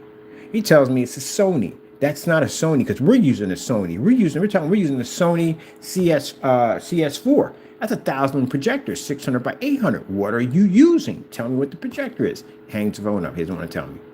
Send it back to him. So I spent money on basically shipping this item out to him, adding a new coating onto it for him to come back and say, no, you don't understand. The projector I got. I said, what is it? He says, an 8-man. That's the reason why you're having a problem. That's why it's not. I knew it was a knockoff projector. Here comes the argument about his projector, the defense mode. You don't know anything about the 8-man. It's a 4800 lumen projector. It's full 1080p projector. This is one of the #1 projectors on the market. I've heard that so many times. It's not even funny. All right, buddy, I'm going to entertain you today. I'm going to go buy your projector. Give me your projector's model number. Got the projector model number, went on eBay, bought the projector, did the unboxing, put it down in the room, and boom, it didn't even work. As a matter of fact, I took a knockoff projector. I paid $95 for it, because that projector cost me around 35 bucks. And I took a $95 knockoff projector, and it did better than that at the end of the day. Then I took the Sony, set it up, and it knocked out both of them at the same time. Sent that information back to him. He's still cursing me out that I don't know what I'm talking about when it comes to that projector. I have your projector right here. What's the problem? All right, then. There you go. But people will argue down. They will argue down that the projector is this and the projector is that. And we got to tell them, no, it's not going to work at all, period. The projector is so good and it does such a great job. Why are you contacting us? You're contacting us, because you can't get it to fire off in a fully lit environment. The color's not coming out right. The contrast is washed out. It looks absolutely horrible, because those projectors only work on white and light gray screens. That's it. They don't work on high grade screens. That's why when the other fellow came up there and took that Vanco, or whatever they call that projector at the end of the day, that's projector sitting on top of Epson's highest list of companies that got sued because the projectors were scammed. It's known as a scam projector, literally. And that's the person was supporting that projector, saying, oh, it works on their screen paint. That stuff will work on white paint. It'll work on gray paint. It'll work on network gray 773. It'll work on, what's that stuff called? Microblend by Amazon. It'll work on freaking, what they call it? Silver, whatever it called, that paint they got. I don't know. Can't think of the name of it. It'll work on any gray paint. Any gray paint. Any gray paint it'll work on. We know we tested it. Your paint ain't special about it. Nothing special. You're still going to have the same problems. You can't have it in a fully lit environment. It doesn't pick up a contrast level. It doesn't see color properly. Yeah. Still. The only vantage point that the other high expensive projectors do is they put back a little bit more, but not by much. Let me see. That's all. Pretty much it. But I think the hard thing for me at the end of the day is just basically getting people to understand that your gray and white screen does not work. I know you sit in the dark. I know you think you see color. I know you see contrast. You're not reading it at all, period. So I think YouTube is good, but we're going to broadcast this in every single site we step on to show the masses out there, and again on YouTube, that it doesn't work. Because before we got the whole, well, they must be using special. Oh, by the way, like I told you, lawsuits coming up for that. because someone made some statement, we know who, that we're using special equipment on our cameras to make, yeah, you're getting sued for that. Because again, that's a false statement about my business. It's not true. And our special settings on our, yeah, you're getting sued for that too. Okay, you can't go around making false statements at the end of the day. I'm going to take you to court for that. I'm sue you for that. As a matter of fact, Wednesday, I'm popping over to the courthouse. I'm starting getting my paperwork ready to go. When they gave me the go-ahead, I'm going to contact there's 16 agencies in California right now to get my process servers ready to go, so I can get them out there and get it done. Get them in court as fast as possible. That's what we need to do. But anyway, yeah, you can't make statements like that because he's going to have to back that up in court now. He's going to literally have to go in court and back that up. That, or we have special equipment on our camera to be able to manipulate things. He's going to have to be able to prove that. That's one of the other lawsuits. If not, well, I think that's going to be roughly somewhere about $120,000, $130,000 you're going to owe me. Yeah, it's a lot of money. Don't make statements that are not true. But anyway, yeah, you're just not picking that up. And it's a shame that people lied to you and stuck you in dark environments with high-powered machines and try to convince you that you were seeing contrast and color when you actually weren't seeing it. Let me see. Oh, no. Under your screen outside. That's why if I'm gaming and I'm building all this stuff at the end of the day, I have to have a proper screen paint for it. And we're going to show you at the end of the day that all those people sit there and say, well, my gray screen works fantastic on gaming. No, it does not. You need the contrast level. Why do we keep skipping that? It's skipped. The contrast. Why do we keep skipping the contrast? I never can understand that. Now, I talk to people who have projection screen companies, and they'll sit there and say, well, the projector is going to fix the problem. It's going to go and it's going to fix everything, and you're going to be able to watch 400% contrast. I say, you willing to state that at the end of the day? Because we're going to challenge projector companies. Yeah, you want to state that that projector right there reads a 100% contrast. Oh man, it's going to be a busy year. Busy year in 2025. We're going to be challenging a lot of companies. We'll bring you to court. Send you letters. Show me this is possible. Show me a P2 projector can produce an Infinity 1 black contrast level in a fully lit environment without washing out. Because if you're going to sit there and say at the end of the day, well, you have to have the lights out, then it doesn't pull 100% contrast. So you can't have 100% contrast with the lights on either? You can do it outside. It comes down to your screen. Now, if you put the projector against a screen that's black, yes, it's going to read 100% contrast. As a matter of fact, it's not even going to need the contrast that comes with the projector because it's unnecessary because the screen's black. But to sit there and say that the projector has a 2,000,001 contrast and it automatically is going to pick up a black level 100% on a white or gray screen, that's a lie. If that was the case, I would have seen a demonstration by now with somebody showing me something in the fully lit environment with a star field. I haven't seen that yet. Bum, bum, bum. Have we seen that yet, Mr. Taco? No, we have not. No, we have not. So, it is time to begin the challenge. Once my foundation is laid, people, once I'm ready to go, once I'm out there, we're going to different sites, I'm challenging companies in court. So companies, hello, if you ever watch this demonstration, just to let you know, we're coming after you. Because again, you lie. There's so many people that lie in the home theater. It's not even funny how much they lie. It's freaking insane. I watched the demonstrations all day long. I'm like, oh my goodness, that's not even possible. Like, how you can't say that? You can't say that. You can't make those accusations if they're not true. Not going to happen. So guess what? I'm going to challenge your companies. We're going to take you to court. Yep. So Optima, any one of those big companies, we'll reach out to you because I want to see this. I want to see this projector on a white screen produce a 100% contrast. I want to see what this 2 million, 10 million, 20 million, 30 million to 1 contrast can do. Because if I'm an everyday consumer and I go into Best Buy to buy this projector and this salesperson's telling me that, hey, if I get this white screen over here, I'm going to read a 100% black level in a fully lit environment, that's not exactly being truthful.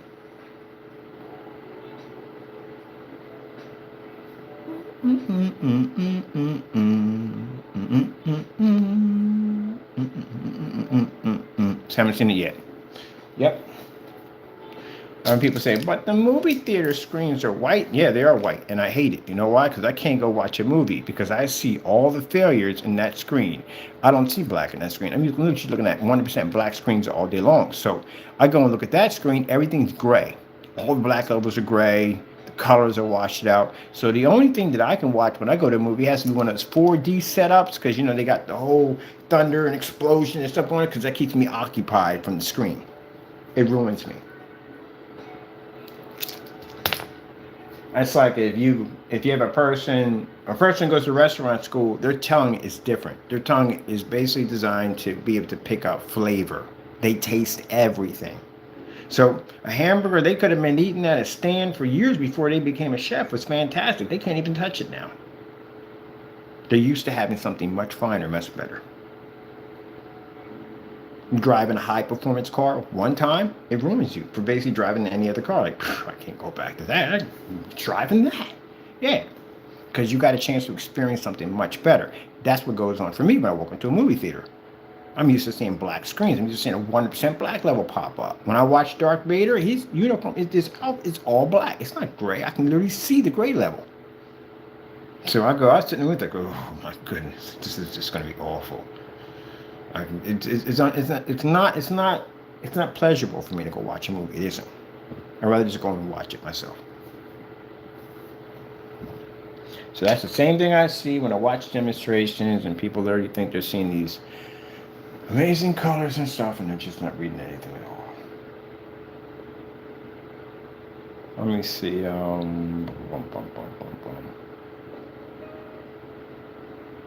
know, if you don't believe me for yourself, this is what you do. You go turn on all your lights, and then you go take a star field and you stick it on your gray and white screen. Just go to Google or YouTube and type in star screen or star field screensaver. That's all you need, and see how it works. And if it washes out and it becomes all discoloration around the corners, if the colors, then there you go, you know. No. You have these expensive. I did that when I was in there with a guy with a JVC projector. Expensive JVC costs as much as a car.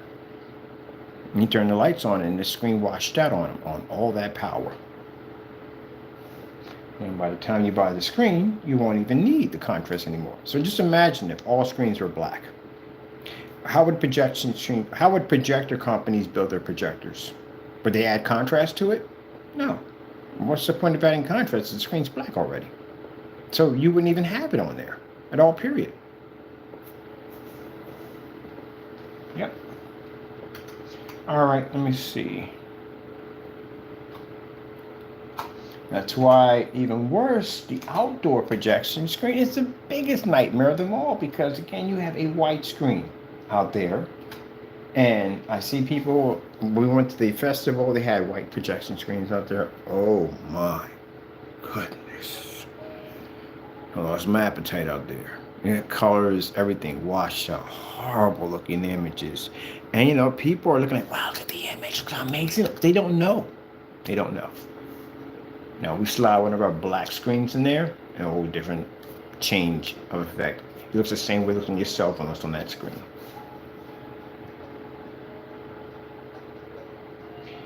Like I said, one day our black technology will be in a movie theater. I might not be alive to see it, but somebody's going to do it. Let me see. Pretty soon you're going to see all screens converted into black technology. I said that was going to happen. Carbon black, or Diamond did one with a carbon black. It did. I still have that part of me basically wants to conquer the screen because, yeah, that's all in business. That's what it is. Better screens. Everybody goes back and forth each other. But they do have a carbon black, which is good. I'm happy about that. Because, again, I've been telling you all that for years. That black technology is the best. But no, people want to stick to their gray and white screens. And at the end of the day, I've been telling you this for the longest time. That one day, a certified screen will pop up that's black. And we have one now. I told y'all that was going to happen. And then next you know, Elite Screen's going to see carbon black, and I'm like, we want one too, and they're going to want one, and they're going to want one, and they're going to want one. And now the top of the line high grade screens are going to be black, no longer gunmetal. And then for all you naysayers at the end of the day who sat there and said, oh, gray screen's number one, and this, that, and the other, no, no. I told you this was going to happen. Outdated projection screens. That's what they are. The gray screens are outdated. They've been outdated for a long time. The only reason why people still buy them is because they're budget screens. That's what they are. There's something high professional about that. As a matter of fact, you're not supposed to be using 4K or 1080p on a gray screen. You're not supposed to have those projectors on there. They're made for darker screens. Go to any form site and dig it up. And they'll tell you, they're made for darker screens. Let me see.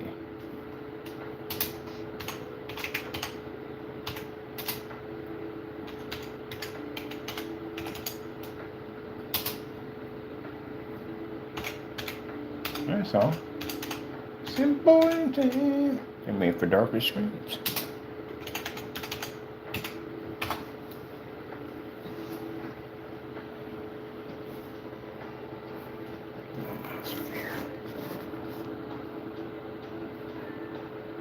You should be able to do this outside.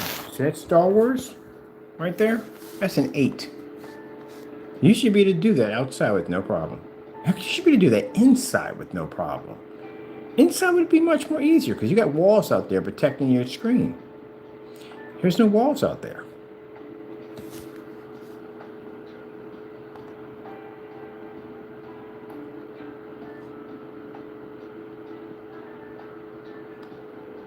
Let me go over to real quick. Shorts. You see that? You can't do this. Your product don't work.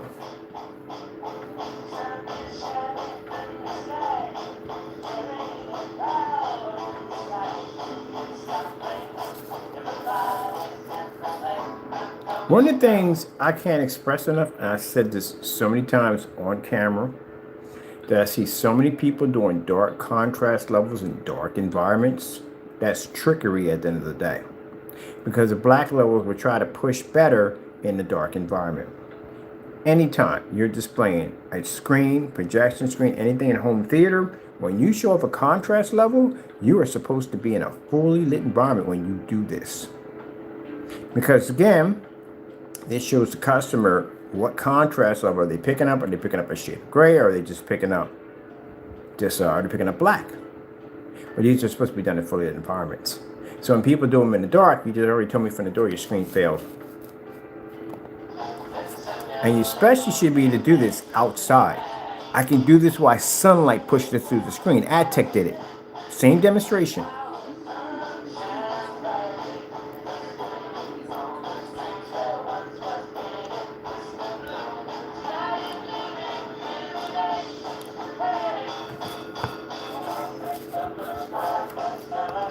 There is no way in the world you should be sitting in the dark doing a demonstration. No. Now we're coming in the dark because, again, we got so many screens hiding in the dark. We're going to come in here and show you that your stuff still doesn't work in the dark.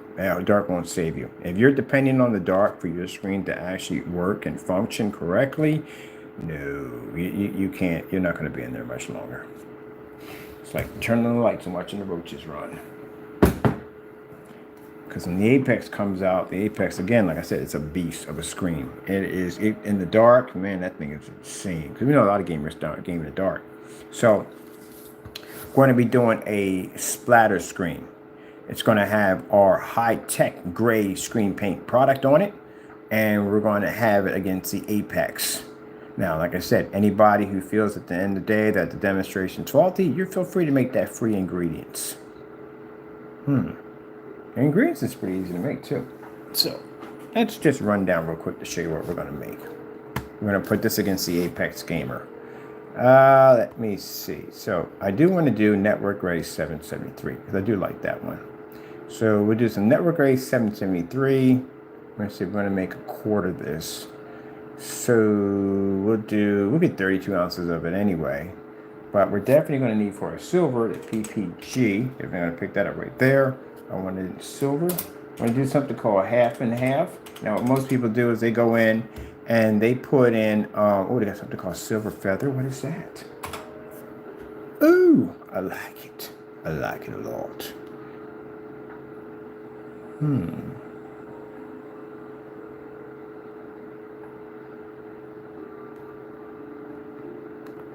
So what they do is they put in like a couple of teaspoons of silver. You won't see that at all. You have to do something called a half and half, which means half of that is silver and half of that is paint. So we're going to do 16 ounces. Oh, that's cheap, 25 bucks. You can pick this up. You're going to do 16 ounces because we're making this. We're going to show you how to make it for our product. Naysayers, you get mad? Don't get mad. You gotta do this. All day. We make great paint all day long. I make your stuff at the end of the day. I can literally upgrade all your stuff at the end of the day. It's nothing. We've been doing this for years. I mean, years. I've been making great paint longer than them.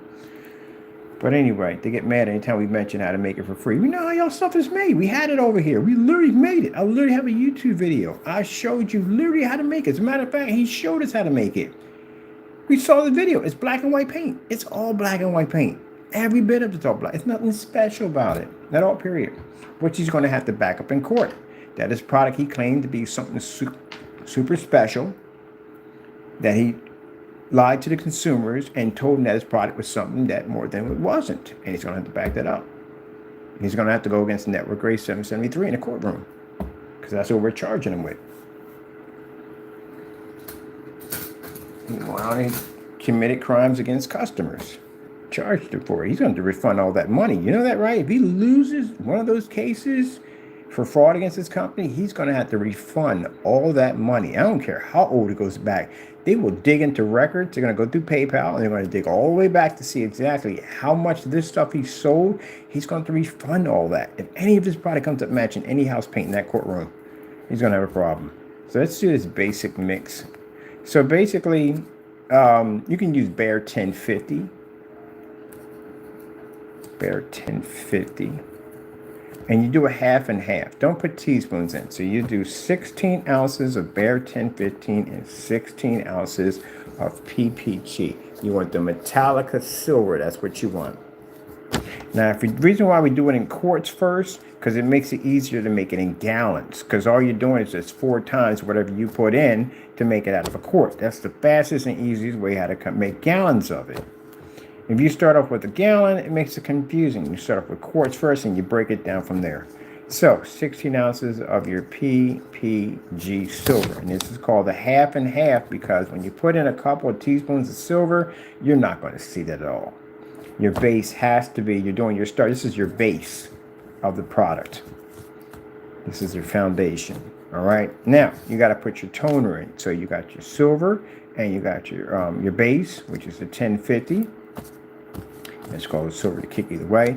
And now you're going to put your black in. Now your black, you can put in, I would say I would keep it under the 3 mark. 1 for lighter, 2 tablespoons for mid, and 3 if you wanted just a little bit more contrast to it. Now I wouldn't use teaspoons. You know, scoops that you use for your Kool-Aid, they're fantastic. 1 scoop, 2 scoops, 3 scoops. That's your toner. Any kind of flat black paint, that'll definitely work. You can go over and get that apple barrel paint. It's black. Buy that and use that right there. It's like something like, let's see, you got to count like how many ounces are in a teaspoon compared to how many ounces you get, because it's 2 ounces for that. Or just go buy 16 ounces and just have enough to play around with. It's going to cost you $4.97. It's more than enough. All right, so you can put in 2, 3. 3 is the highest, and 2 is basically your mid, and 1 is you want a little bit more lighter. Now, silver, just buy some silver mica. That's all you need. Basic silver mica. Don't buy gold. Gold's a bad idea. Keep it at silver. Get some silver mica and put in 1/4. That's all you need. A little bit, because you don't want a Christmas tree effect popping off. Project your head and you got all this glitter. You don't want that. So that's all you put in. That's it. You're done. That's how simple it is to make.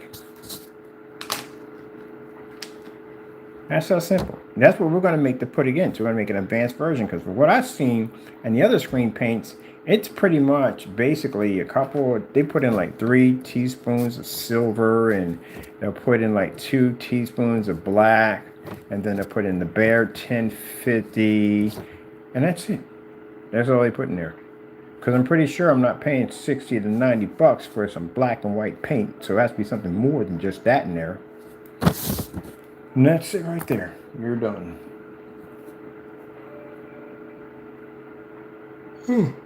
That's what we're going to make anyway. We're going to make and put that against our own product. We'll put the ingredients up, and then you can make it if you want. Now, the reason why we put the ingredients for free, because we don't sell it. It's not something we'll ever sell ever. So basically, we put the ingredients up for free, and then you could make it yourself. Now, also too, what's cool about that too is the fact that you get a chance to see the advancements of why our technology is far more advanced. We're not threatened by a great screen paint. Yeah, some people think we're threatened. No, we give that stuff away for free. And on top of that, for somebody to try to make it, and I did the demonstration when they try to make it, yeah, you mix something into it again. Why are you always tampering with stuff? Why can't you just make it the way we make it at the end of the day? Stop tampering with stuff like the apple bottom nonsense. We put black paint literally in a $4.97 can of apple barrel. They try to make the product look bad. We all saw the black around the container, and the seal was broken. Why was the seal even broken? It should have never been broken. Anytime you do an unboxing, they don't have broken seals. Everything is fresh. It's being opened for the first time. Oh my goodness, this guy's he's such a bracket. Well, let's put it this way. You can run and hide all over YouTube, but in the courtroom, you're not running and hiding anywhere. I can't wait to get him in that stand. Boy, that's going to be the happiest day of my life, watching him squirm in that chair, knowing he can't do anything about the situation he got himself into. That's going to be a beautiful thing about that whole thing. No more excuses, nothing. You're under oath. You're going to have to basically tell the truth on everything that my lawyer or I asked you in that courtroom. Nothing you can do. Not a thing. You can't even grow wings and fly out through the window. You are stuck there like a bird in a cage, or more like a crow in a cage. That's where you're going to be at. All right. So this right here is free, and we give this away for free. This mixture for free. Because, again, you have people out there saying, well, his gray paint at the end of the day isn't the same as ours. Well, the only way to find that out, we just have to back it up, right? So, make the ingredients, do a live stream, show everybody it's not the same. That's all. But keep in mind, it's a free ingredient. So, if you do make it, what's going to happen is it's going to basically make your product free. So, there's the consequences there. Until then, I am going to... Oh, it's 8 o'clock. Time for me to go. Yeah, time for me to go. Got things to do. Mr. Taco, it's time to box it up and go. We got things to do today. We got a lot of work today. So, upgrade the PC when all the parts get here. I still can't believe that much. i7 is going to be here on the 10th.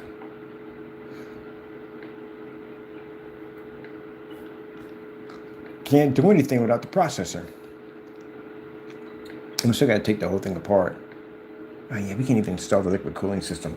Oh, I'm going to put that thing in too so badly. Okay, we'll just have all the parts here and show you what we're working on. At least we've been working on some of the mod stuff we can work on. We could do that. Get that done. So that's something we could do. Work on the mod, the artworks, and all that stuff. And then we'll install the other stuff later on. Do it that way. Man.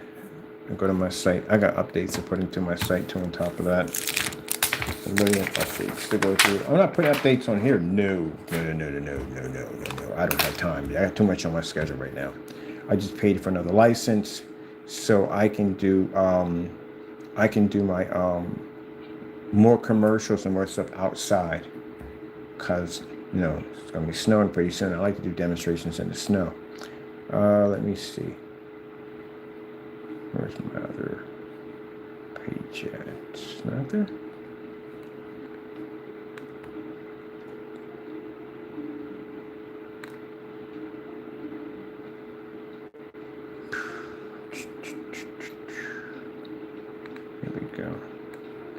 We got the new. Now keep in mind, as I said before, if you didn't hear it already.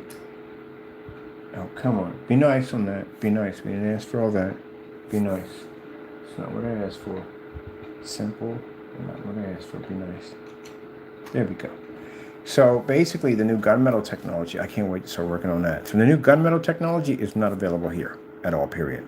It's going to be on our Crystal Ridge site. The Crystal Ridge site is getting a new domain name. I already purchased the domain name. It's sitting, waiting for me to get ready to set everything up. We have this massive overhaul we're doing on the Crystal Ridge site. It's going to be made to marry to this site right here. I was going to start a whole new company. No, we're not doing all that. It's just, we already have this. It's already established. We're going to go in and convert the Crystal Ridge so it marries to this. Now, keep in mind, because we have to mention this, we are suing people for touching the copyrights on the Crystal Ridge logo. Even though the logo and all that's going to change, you're still getting sued. Because again, it's mine, I own it, and I paid for the copyrights for it to protect it. So it doesn't make a difference if I don't use it anymore. It doesn't make a difference. We don't touch it for 4 or 5 years. It's good for 75 years and then an additional 75 years after I pass off the earth. It doesn't make a difference. It's mine. It's my material. It belongs to me. So if you feel at the end of the day that because he doesn't use it anymore, I'm going to do what I want, yeah, well, get you sued. That's all to it. Simple and plain. You'll get sued and I'll take you to court. Don't touch things that don't belong to you. Simple and plain. It's because we don't use it. Again, it's ours. It belongs to us. That's why I sat there and paid the paperwork and did all the work to make sure we can protect our name. Let me see.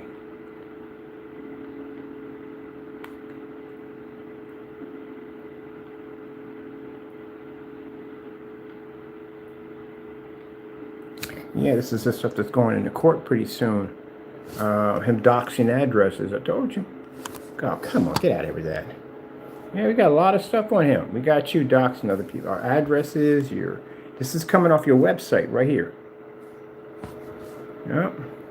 I got to print all this stuff out to get ready to go to the courthouse on Wednesday.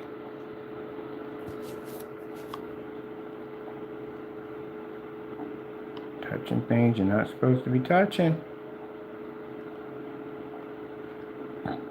Get more ink. I got to print all this stuff out. There we go. Yep. All you guys, yeah. Wednesday, we go in. We begin filing. We got enough evidence on you guys. Taking my picture without my permission. This is Mr. Solomon 5. He's being sued for defamation too. Contacted the bar over in Ohio. We're sending them everything, like everything we're going through, all our stuff, paperwork, and let them know that, yeah, we are filing lawsuits against this individual and that their bar and all that's going to come up on court record and everything. So they want us to keep in touch with them, let them know what's going on, and they're basically going to file suit because they're upset. Someone used their business to commit crimes. We contact the United States Postal Service, getting those documents ready for basically post office mail fraud, all that's being set up. And then we got these new emails that have been coming to our company through Grasshopper. Grasshopper, we contacted their company. They're also putting a trace on the phone call, and they're putting a trace on the email. Because again, that's the company, the business we're dealing with, and they deal with secure and data encryption and all that stuff. And when you contacted my company carrying on with these harassment emails, now they're involved in it. Well, God's asked for it, and you're going to get it.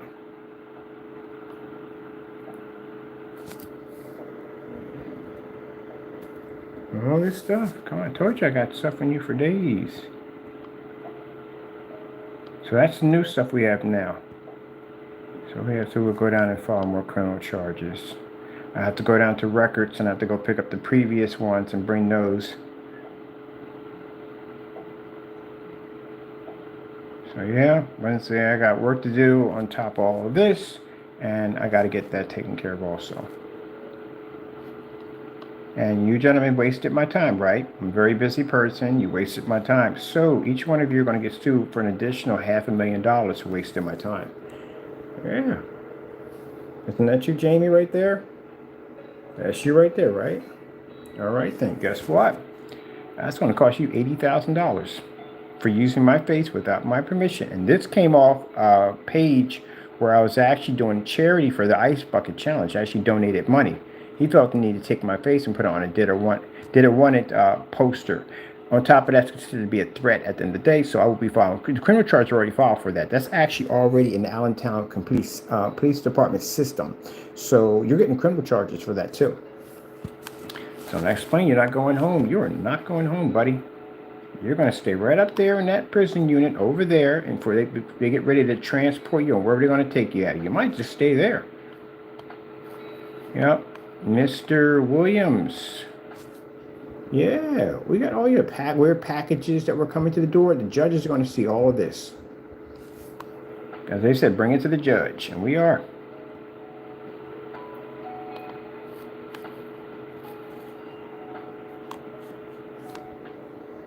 So each one of these is between $12,000, $50,000, and $80,000 that Mr. Fernando's being sued for Macy defamation, for using my face without my permission.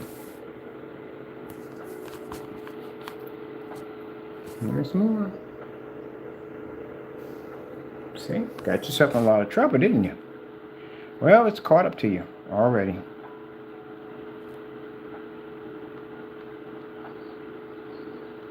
I hope it was worth it. That's all I gotta say. I hope it was worth it. Whew. Let me see what's this right here. There we go. This is the other one, involving Black Series Edition. So you got two different forms of copyright infringements. The first one's for Crystal Edge, and the second one's for Black Series Edition. So we're getting them on both of them. So I'm going to print all these out, get these ready for tomorrow, take them over to the courthouse, get everything set up so we can get a judge. So we have lawsuits and criminal charges that are being for court. And they're going to go back, they're going to ask us, have we filed with any agencies about these individuals? I guess we have. We filed with the FBI. I tell you, all the buildings are all connected together. So they're just going to go over there and get all your information from there and any additional information. And they're going to get ready to start setting everything up to get you guys in court, including the lawsuits. Once I get the go-ahead for the lawsuits, because I don't deal with the court stuff, that they get their own, they contact the police department in your jurisdiction and they get a warrant for your arrest. That's what they do. But on my end, with the lawsuits, I basically have to hire a process server to go to their address to serve them to go to court because they're getting sued.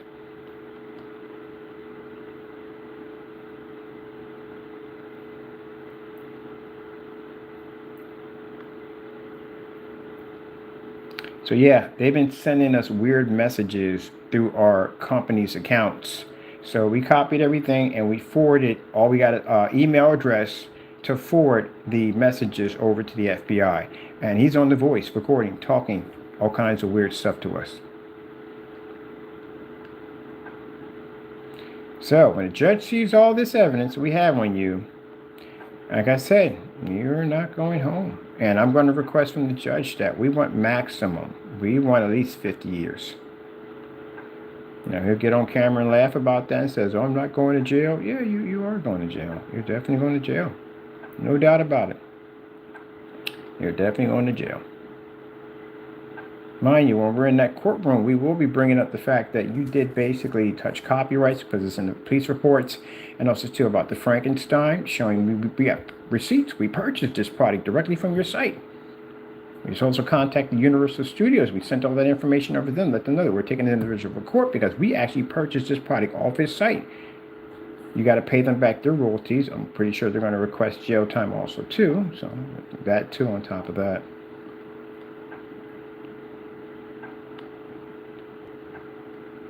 Can't get away with things in life. You got to pay for it. See all the evidence we got on you? Look at that.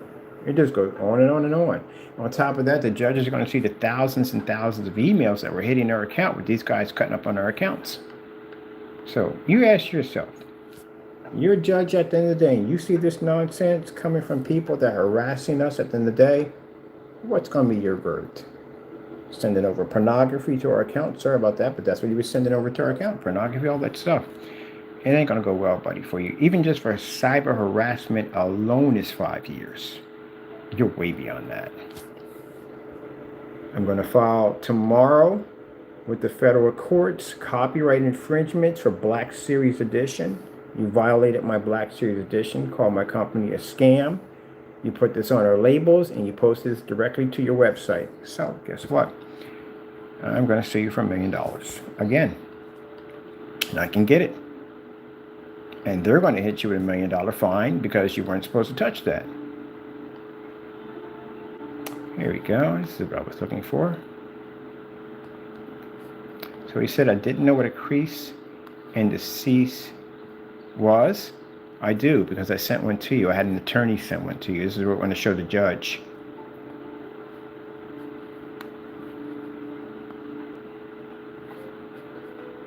This is a document that we sent over to Fernando telling him to stay away from our copyrights. And you didn't stay away from, did you? So guess what that does? This forfeits any chance of you basically arguing or fighting your case. That's why they send them out.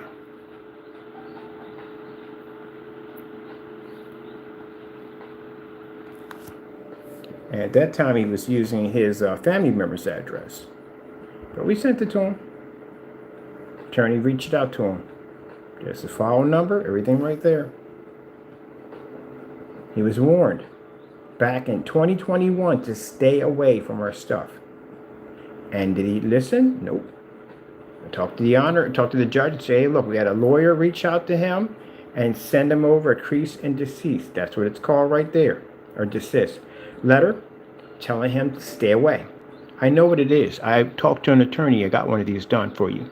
So if you look at the timeline between 2021 and 2024 now, it shows that in between that time that he was still continuing to touch our copyrights without our permission.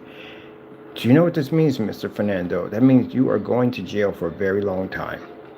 Because this clearly shows that you were warned in 2021 to stay away from our products, and we can show the judge that in between that timeline into 2024, you continue to abuse our copyrights, which means you're going to jail and you're never getting out. Because we have a timestamp here showing you when we warned you to stay away from it. And we can show afterwards how we also too received you messing with our copyrights.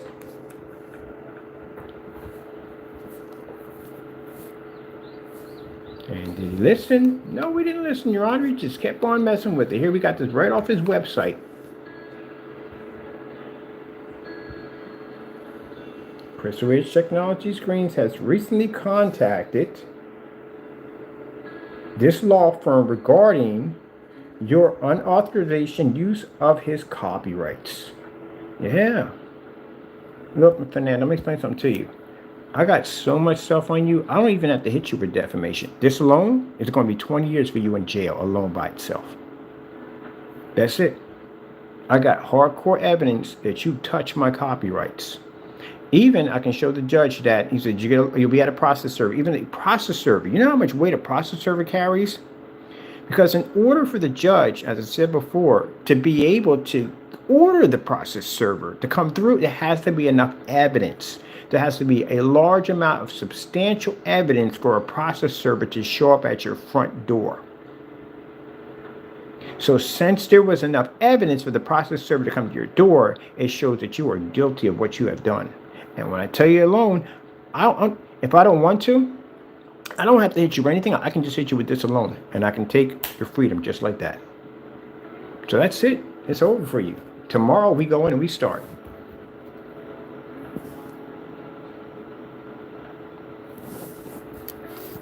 And they're going to contact the process server. Yeah, they're going to contact them. Now, it warned you. It tells them in here. It warns them. Leave it be. Contact the law firm office, which he never did, and to contact me. He didn't do any of that. So this is going to go before a judge. So when you tell me that I don't know what I'm talking about, oh, I know what I'm talking about because I sent one to you. My stuff is copyrighted. It's real. I know you want to get on YouTube and act like anyone else, just to let you know, anyone else who's touched that cube without permission, you're getting sued. You will not be getting one of these from us. I'll be suing you right from the door. So you know. So get ready for it. I already have people online that have been watching everything, all activity for this day to come up. So now, I'm not going to tell you when it's going to happen, but you're getting sued. If you didn't touch the copyright, then you're good. But if you weren't near it, you're getting sued. You weren't near the Black Series, you get another lawsuit. You touch both of them, we'll sue you for both of those. So you're going to find out how serious it is to touch an official copyright. Now, so the other one claiming that he had you don't have a copyright, but you're going to bring that up in court too, that you were basically putting fake copyright symbols on your products. Can't do that unless you have a real one. And this attorney right here, they won't go in and do this. You have to show that certificate showing you, because the first thing they contact is, well, do you have an actual copyright? Because we don't want the poor man copyright. That's when people sign something and they send in the mail back to them. You can't use that. They won't use in court at all, period. You have to have an official. So we sent over our copyrights, and they saw, like, okay, I see, okay, we can pursue and farther on with this. And that's what they did.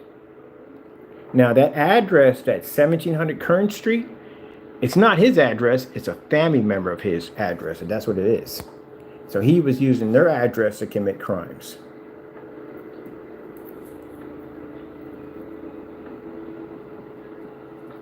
Now, you were supposed to contact me. He never contacted me. We'll explain to the judge. He never contacted me. They gave him full permission to contact me. He didn't contact me at all, period.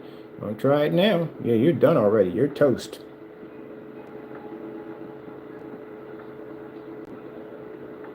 Let's see. Mr. Bird will be advised of all of his legal options to proceed. And I am Mr. Fernando. So, I have 3 years to prosecute you. And you have used my copyrights so many times that you've literally used my copyrights as we speak. You used my copyrights a couple of days ago. Used my copyrights. You carried on and acted up way before. After this date, you've been carrying on using our copyrights. Within the timeline of this and after this, you've been using it. So, with that being said, for each one that you have touched, you're looking at roughly a lot of money. Money you don't even have at the end of the day. There's no way in the world possible you could pay me. It's virtually impossible. So I'm gonna take it all from you, everything. I'm not joking. I'm gonna take your car, whatever you have. I'm taking all of it, a whole 9 yards, everything. And if I find out that this can carry over to your spouse, that lawsuit's gonna follow there too, because I'm taking everything from her too. Also, everything. And I want jail time. I want jail time for you touching my copyrights. And I'm going to get that because I have that right. And you've done it willfully. So willfully means when somebody basically does it over and over and over again, which means that carries jail time. And I think the highest they can give you is 25. So we want the 25. But remember, you hit 2 of my copyrights. So that's 50 years. So he got himself in some trouble. He thought somebody's supposed to be stupid, don't know what they're talking about. No, we know what we're talking about. That's why we sent it over to you. I gave him a chance. I gave him an option to get out of it. Now, if he went in and he apologized, and he basically sent me a letter of apology, and he contacted the lawyers showing him that, and he removed all that and he never touched any of our stuff, we wouldn't be filing lawsuits on him now. So he had a way out of this. Bigger question, how is your wife going to feel about this when she finds out that this letter exists and that we gave you the option to get out of this and you didn't take it? I smell a divorce coming. I do. Because she's going to get hit with this lawsuit too. You guys married each other, right? Oh, there you go.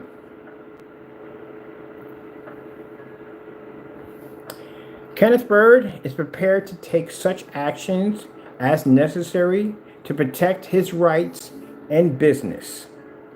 If you have any questions or wishes to discuss this matter, you may contact me at, and that's the law firm. Tell them to contact them. It also tells them to please be aware that this letter is copyrighted, which means if he touches it, uses it, tries to use it in any way, they would sue him. Which that's going to come up when you get your court documents. You take them court documents, and we're in court, and you post it, and you're getting sued again by them at the end of the day. So, yes, Mr. Fernando, you were sent a cease and desist order from an attorney telling you to back down. If you didn't back down, you were going to face a lawsuit. You didn't do that, did you? So you have between here and now, which we can show the courts that you were doing it afterwards, before the paperwork went out to you. You did it in the timeline that you were warned, and you did it far after that date. So guess what that means at the end of the day? That's a lawsuit coming. And jail time. And you hit 2 of my copyrights. You hit my Black Series Edition, and you hit my Crystal Edge. So it's 25 years. For that's the most you can get out of it, and you hit 2 of them, so that equals how much? 50 years in jail. And we still haven't gotten to the post office mail fraud, because they're going to hit you because you committed mail fraud against my company, which we're going to be bringing up those documents. Oh, I have that right there. We have it on the other one. And on top of that, defamation lawsuits, and then on top of that, the terroristic threats and all that stuff, the email, it's a lot, as I told you. So next time you want to send me a letter telling me I don't know the difference between a crease and desist letter, I know, because I had an attorney send one to you. So you figure it out for yourself from there. Now, I got work to do. I'm getting my machine I'm going to build, get my RetroPie set up. I got to buy my art supplies to get that all set up. And then on Wednesday, I'm going to meet and go out to the courthouse and begin the filing of everything, get it all taken care of, get it done. I'm going over and file for our copyrights, and I'm going to contact process servers that I will be hiring in California to serve you. I also, too, want to make it known to the process servers to reach out to your landlord, to give the landlord my information so we can have a talk with him, because I do need to know if he knew he had any involvement in what was going on in that apartment. Because if we find out that he knew these activities were going on, that my copyrights were being violated in that area with all these different crimes he was committing, then we're going to file a lawsuit against the landlord. Most likely what's going to happen is, I'll tell you, landlord's going to deny everything and he's going to get an eviction. That's what's going to happen. That's literally what's going to happen. He's going to get an eviction. Because again, you breach your lease. Now see, the difference between me and you, Mr. Fernando, I don't have to make any of this stuff up. You contacted agencies making things up about my company. This is what got you in this trouble to begin with. I don't have to make anything up. Everything that you have done is literally what we had to file against you when you were committing these crimes. And you committed these crimes on that property. You did this to yourself. Remember that. So I'm going to go back and get myself finished. I got the stuff over here. Whew, man. Look what I want to do with that. Take all that out, get that part. No. If I take it apart now, I'm going to have parts all over the place. So I'm probably just going to wait until... Not because Wednesday I got to be out. Gee whiz, man. I got all this stuff to do on Wednesday. I can go there and get that file. I'm going to get that file first, early in the morning, because someone won't be here till late. So I get all that stuff filed in the morning. Get all the documents, everything filed with the court early in the morning. Get all that done. And then, by then, half of the stuff will be here, and I can take care of the rest of this between Wednesday and Thursday. And Friday, we got orders to ship out. All right, get all that done. Whew, man, I got enough on my plate as is, and I got to deal with kids at the end of the day. That's what I have to deal with. But you keep on sending letters to my account over here. It doesn't bother me none at all whatsoever. Your empty threats that you're making, they're just empty threats that you're making. And also, too, I will be also filing a new set of criminal charges today against Mr. Fernando and a couple of his groupies, due to the fact that the messages we have been receiving, we know where they came from. So you've been contacting my company, and you have been making false accusations that I've been living in my office. Also, too, you made false accusations I've been living in my warehouse unit, my storage unit for work. And because of this is called defamation. It's called slander. So I will be suing you on that and following a new set of criminal charges, which I'll be taking care of today with the Allentown Police Department. Because even if it's Labor Day, they still work. And then we'll go down on Monday. I think not Monday. We'll go down on, because I got to go down to the records and I have to pick it up from records, which I'm getting a receipt because it costs me $15 every time I got to pick one of these up. So he'll pay me all that back in court when I get to see the judge. So yeah, because I got it right here. Proof of you contacting my account and Basically, we have you on voice message because it does a voice recording, and we're going to forward all that to the Allentown Police and FBI, showing that you've been contacting and harassing my company with all these weird messages, including official emails we received from him, from Crow, contacting us about tracing us down, which he's stalking us, or we live in the garage, he was stalking us. So that's going. And this is another one we got right here. All time stamped. And Grasshopper, this is the company who does our calls for us. They're basically, I did a trace. So we know everything now. And contacting us, carrying on and acting up.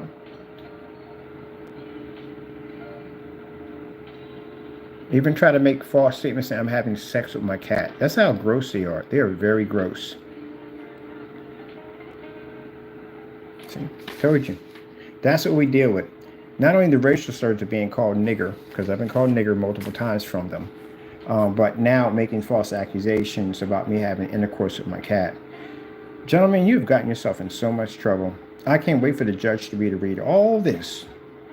I told you, two things are going to happen. You will lose everything, and you are not going home. There's some more. There's another one that we're sending up. This is all going to Allentown Police and FBI today. Well, actually, not today. FBI is closed, and the police are open. So we'll take care of that after the holiday. He doesn't even write. They can't write. I told you, they had bad writing. Mr. Bird is Bird. It's B-Y-R-D. How in the world do you get B-R-A-R? Good gracious, can't even spell. Learn to spell. Oh, we know you're in the room. I want you to look at this very carefully. Because soon, you're going to be home relaxing, and you're going to get a knock at your door, and you're going to see a whole bunch of police officers sitting out there waiting for you. Yep. And now they're trying to make statements that we're living in our office, we're living in our storage, and spreading false rumors about us. So guess what? This is all we need right here.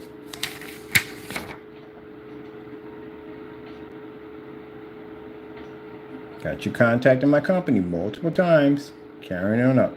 Tell me you're going to contact zoning and all that. Yeah, when I made the statement that I know the people at zoning, and I'm going to go down there and make sure we get that paperwork, so we can also use that as a form. False complaint that you file with a government agency about my surrounding area, about what I'm doing over here. Now he changed the topic to something else. Now he's not talking about that. He's talking about something different now. Now he's talking about the Humane Service, and he's talking about basically me having intercourse with my cat. At the end of the day, that's how sick and disgusting Jamie and his friends are. Now, Jamie, as I told you before, these actions will carry over to you too, because you basically started the rumor. You started all this carrying on and acting up. So this comes at you. So when I tell you at the end of the day, buddy, yep, your life is over.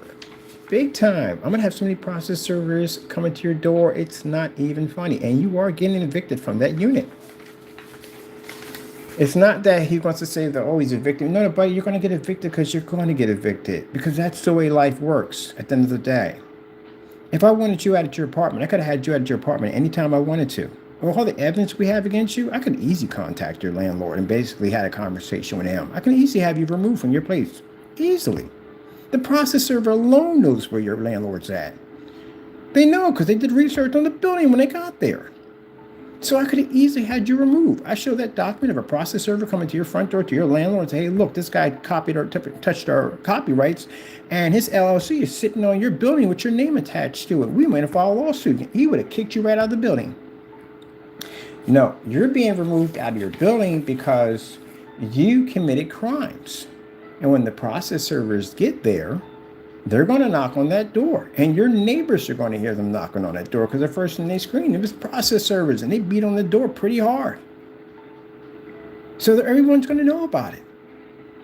They're going to have to contact the landlord sooner or later because you have a gate up there, and they're going to have to reach out who owns that building. And they're going to have a conversation with them. And I've already advised them, when you do reach out to him, give him my information because he needs to have we need to have a talk with him. So when he finally calls me, we're going to explain to him that you have a tenant in apartment E that needs to be removed because he is going in and basically violated my company. We have to take him to court and he's being sued. If he wants to see the police report, we'll send everything over. We'll send over the copyrights, the whole 9 yards, everything. And he's going to have to remove you from the building. Also, let him know that your LLC is sitting on his building, which he's going to have you want to remove. And again, you can't remove it because, again, you owe documents on that you committed perjury on your own LLC. So, yeah, you're leaving the building. That's what's going to happen. Now, if you figure if you leave the building, then it's going to go away, it's not going to go away because you're going to have to report and tell the police where you moved to or not. They're just going to put a warrant on you. That's what's going to happen. Because you're going to go to court. It's not going to go away because you moved. They're going to pursue you. That's what's going to happen. So, best thing you do is when you're removed from the building, contact the police department in your area and let them know that, hey, look, I have these charges were filed against me, and this is where I'm moving to. This is where I can be found. Because if you don't, then you're going to have some problems. Because even if to come to California and get a warrant for your arrest, I will. You move out of that area, which you're going to have to move anyway. But if we find out that your whereabouts are unknown, I'm coming to California to swear a warrant for your arrest. You're going to be in court. There's no way to get out of this, Mr. Fernando. That doesn't upset me about what you said about my cat because you're ignorant. I'm used to that. This is what you do. You're a very ignorant human being. You do stuff like this. We've seen the activities that you've done on your website. You flash pornography and carrying on and acting up and cursing and ranting. We're used to seeing that kind of stuff. This is just who you are. But you have to answer for what you have done. So you are going to be removed from the property. So good luck on all that. But you do have to report and let them know where you're going to be at. Because if they say you come up unknown, I'll have a representative come down to California and we'll swear a warrant for your arrest to be picked up. So you can turn yourself in, or basically you can just let them know at the end of the day, hey, look, I'm moving and I have charges that are being filed against me. All right, then. Now, sending me these false lies and stuff by saying that I'm living in a storage unit, that is going to be a charge right there. Saying that I'm living in my office, I'm going to be filing another charge right there. And saying that I'm having sexual relationships with my cat, I'm definitely going to be charging you for that one too also.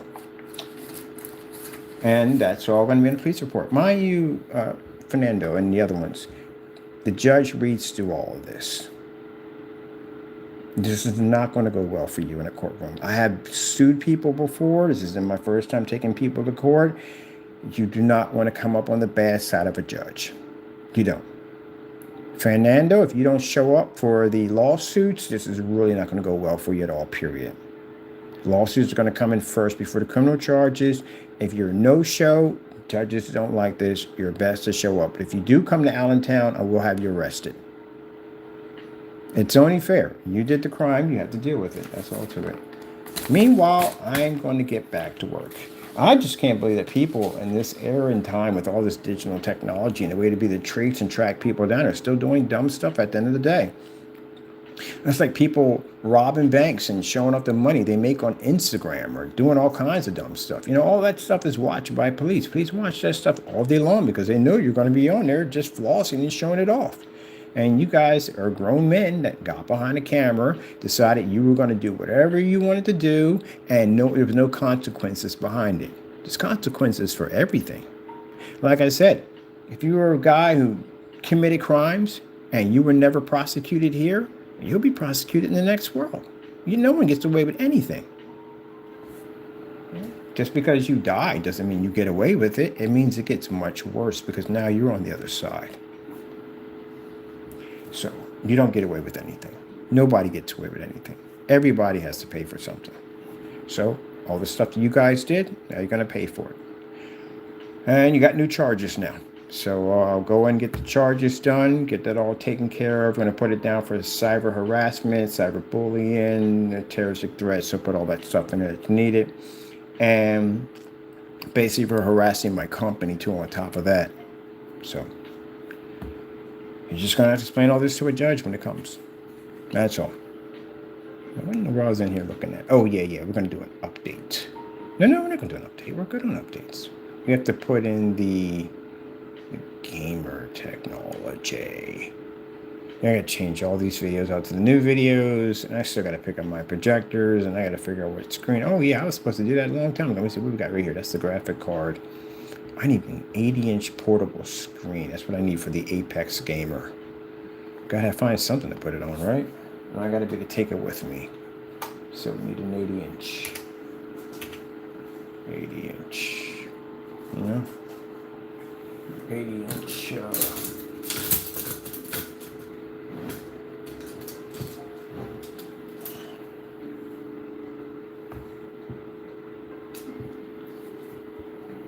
Put you right there and run it to this thing.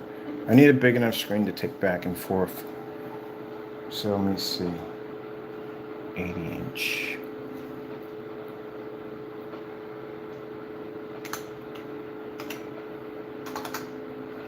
I saw one, a nice one too.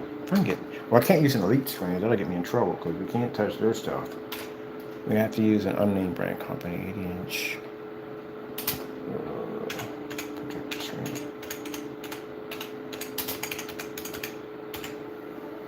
And a tripod. Oh, yes, right there, a tripod.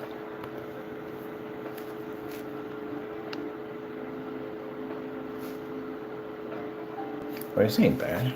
This is a good size. It comes with the case too.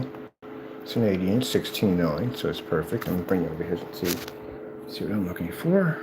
I want the one that pulls up. I don't want the one you put the material on. I don't want that one.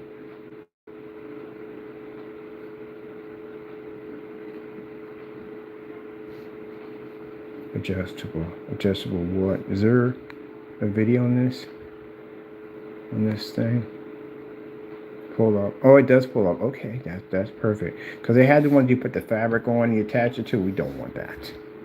I want it when it folds into a case and comes back up and I can carry it with me.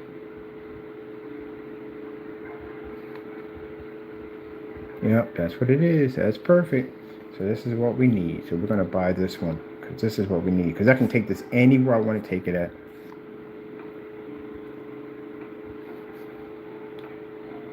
See, that's the one that got the fabric that you stretch onto. You don't want that. Trust me, there. I want the one that's made with the PVC material, like a regular projection screen that I can basically pull up and down manually. All right, that's perfect. All right, so 8-inch for screen, and then I gotta go pop over to eBay and pick up our projector. I actually gave the other one away. So I need to get me another projector. I'm gonna pick up a Chrissy projector because they got the nice handle on the side and they're not that big. eBay, projector, not projector, screen projector. Only two things I need to go on site. That's it. I had to get my business cards and stuff already done. I'm still building the rack system in my storage unit. So my storage unit is going to have all the racks in there. I can slap all my projectors in there and have my lights in there. And then that way I can store all my projectors. Literally, when I had the house, I had so many projectors, it was impossible trying to store them. I have all in the basement. I had some up in the attic. It was a headache. So we're going to need a lot of projectors. So the storage units is fantastic, but all my projectors, all my equipment, everything we need in there and keep it separated. I don't want stuff in my home front. I call my little house the home front. I don't want anything in there. I don't want the clutter. I don't want the mess. It's not a big house at the end of the day. I don't want it in there. I want when I come into my place, it's a house. It's not business. And that's usually what, if you looked at my videos down through time and all the houses I've been, I literally turned them into businesses. So, yeah. So let me see. Projectors.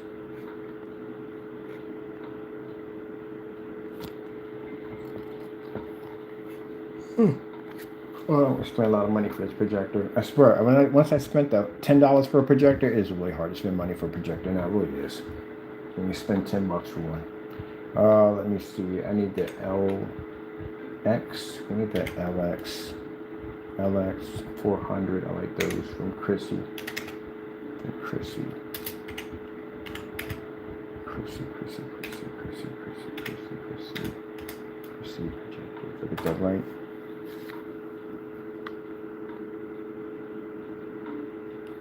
$85. Oh.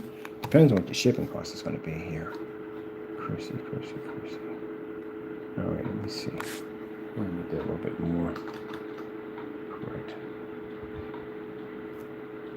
STIE. I found out about Christie's projectors from a customer. That's what I found out about by a customer. A customer said he bought this projector, took it to a shop, and they took it. They closed the shop down and took the projector. I'm like, what kind of projector did he have? That you're going to close an entire shop down to take a projector. And then I went to look these things. I was like, oh, I see why. Because the projector is worth $500,000. That's why. He took a $500,000 projector to a store to get fixed. No, you take that sucker to the dealership. You take that to the people who, the manufacturer. You don't take that in a dealership. You don't take that to a mom and pop store. How much money them things are worth at the end of the day? These projectors right here that can cost you somewhere like $100, brand new, they're $2,000. These projectors right here are old. I mean, they're old projectors, 720p. These things are Christie's. Christie's are top tiers. So when you get people talking about, well, I got Sony, LG, Samsung. No, those are not top tiers. Christie, Ronco, Barcode, those are the top tier projectors. Not all of them, there's more than that. But those are the top tiers. So a Christie projector at ultra short throw, it costs you roughly, I mean, actual ultra short throw would cost you actually $3,500 for 1080p. Where if you were to, you're going to do ultra short throw, if you're going to get the big boy machines, you're not going to get an ultra short throw. You're not going to get any lens at all. You're just going to get your case and no lens. The lens you got to pay for separately. These things called barcodes are actually more. Now, if you find a Christie projector that doesn't have the bridge like this is what you jump on. You know why? Because that has a special lens in it. Much more refined than a 720p. But they're rare. And you got to make sure you're getting what you paid for too on top of that, because look, that picture could have came from anywhere. It could have came from Google, could have came from anywhere. Now that's the one with the bridge. That's a standard, but that lens in there is not a standard. It's a better refined lens. Don't even bother buying the remote controls. Finding the actual remote control for a Christie, good luck on that. You got a better chance of finding a pot of gold blindfolded. They're kind of hard to get. But the projector is fantastic. It's 4,000 lumens. It has lens shift capability, which is actually a beaut. Especially if you mount a projector to a ceiling, you don't have to worry about trying to figure out if you got the mount in line with the screen. You can put the mount anywhere you want. The screen will just go where it needs to go because it has the it has the lens shift. Now we want on our end, we want US only. This is what I look for, US only. And we want it used, of course. And we want it buy now, because I don't do auctions. I do auctions once in a while for fun. Boy, I like when people snipe in auctions. It's hilarious. I try to do it. It's really interesting. Like at the last minute, you put that bid in and boom, you get it. I do like doing auctions. Auctions is fun. It's like a little back and forth war going on. It's pretty fun. So I like doing the auctions. But if I see somebody in there doing an auction and I know I could easily overpower them and win it, I don't do it. I leave it be. It's none of my business. Let them have their little war and go back and forth, and let's see where that goes with them. I don't get involved in that. Or if I got somebody in there who put a bid on something and no one has seen it yet and I saw it and I know I don't do that either. Let him have his fun. Let him have his glory at the end of the day. I can always buy something else. I'm not worried about that. But I never get involved in it. I see two people that are going back and forth, and I know it can upset the balance. I don't go in there at all, period. Look at this one. This one's $60. But what do we have here? What's the problem with this projector right here? What is wrong with this projector? You see it? You see it? Do you see it yet? Look at the shipping. There's no way in the world that's $42. I've had those shipped in all the time. There's no way in the world it's going to cost you $42 to ship that in. That projector really is not that big. It'll cost you $40.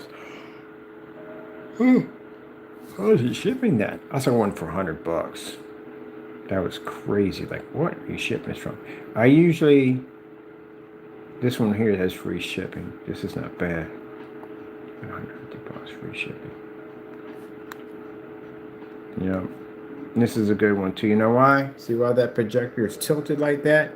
Because it has the stand still connected to it, the mounting bracket stand for the ceiling, which means they took that out of maybe a office setting, someplace where basically they were liquidating the office, and basically they just let people take it as it is. Which means it probably got very little use out of it too on top of that. So then I got a couple projectors that had those at the bottom. Guys said, yeah, we had them in there liquidating. We just pulled them out. Take a hex screw, take them right on out. Or just get the mount that goes with it and just mount it to a ceiling.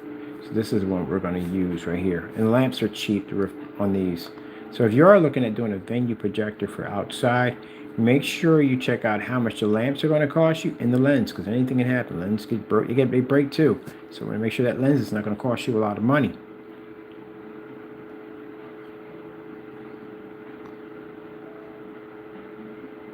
$20.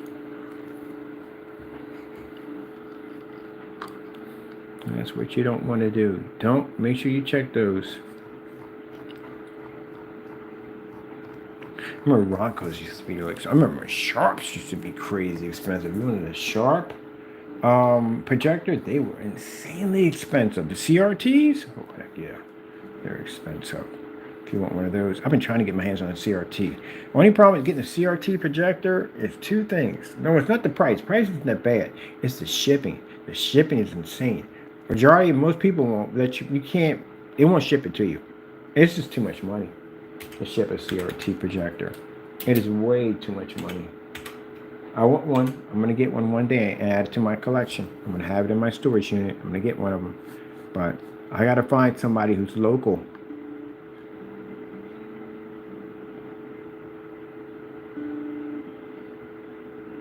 That's a CRT.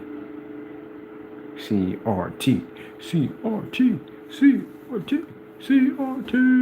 I want one of these so bad. This is what I want. I'm gonna get one of these too. I'm gonna get one. I am gonna get one.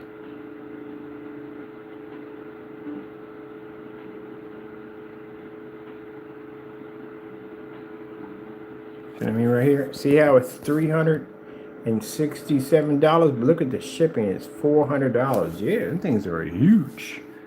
They are huge. So you're gonna pay a lot more for the shipping. I like somebody selling an antique Coca-Cola vending machine, and they only want maybe $800 for it. You know how much money that thing's gonna cost to ship by freight? It's gonna be so much money. You're just better off just driving down there and picking it up. That's why. Like, why is it so cheap? It should cost more than that, because the freight's gonna kill you.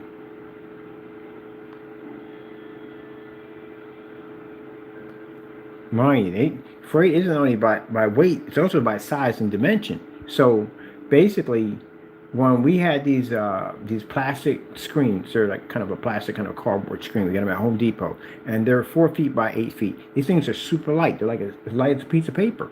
But because of the dimensions of the screen, we had to ship it by freight, which would have cost me somewhere between roughly, I'd say almost $1,000, $900 to $1,000 to ship it by freight, even though it had no weight to it because of the size of it. Now imagine a vending machine. Now you're talking about weight and size at the same time.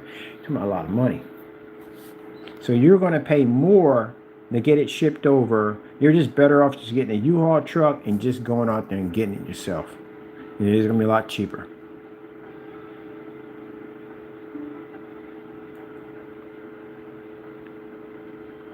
That's how I realized about the CRTs when I was looking at them. I was like, oh man, it's only $250 for this? Oh, we can grab this right now. I looked at the bottom, I was like, oh shoot, the cost to ship it was insane. So most of them will have either you come pick it up, there'll be pickups, or basically coffers, so they can explain to you what this thing is going to cost you when you go to have it transported back over. Yeah. I want one of these because I want to do an old school setup. Where's my charge for this? Because I got to be at lift today. Oh, man. Look at this, man. Already 8:59. Time flies quick, doesn't it? I'm going to be on my way out. I got work to do. There's so much to do. It's not even funny. I'm really building props and stuff at the same time while I'm basically getting ready for screen paints. All right, so I'm just going to get my Chrissy. That's what I'm going to get. I'm going to get a brand new lamp with it because I can carry it with it. It has a nice handle on it. And the screen is 125. Let me see something for a minute. I do like this one right here. Let me see something for a minute. What else they have on here? This is 99. That is no way in the world that is a 16.9. That's a 4.3. Look at that. You're gonna tell me that's a 16.9? Really? You literally see it right here and here. That's a 16.9. That's a 4.3. This is another thing you got to watch out for too. They've been doing this a lot on Amazon. They'll take a screen that's 4.3 and try to pass it off as a 16.9. Look at the size difference right here.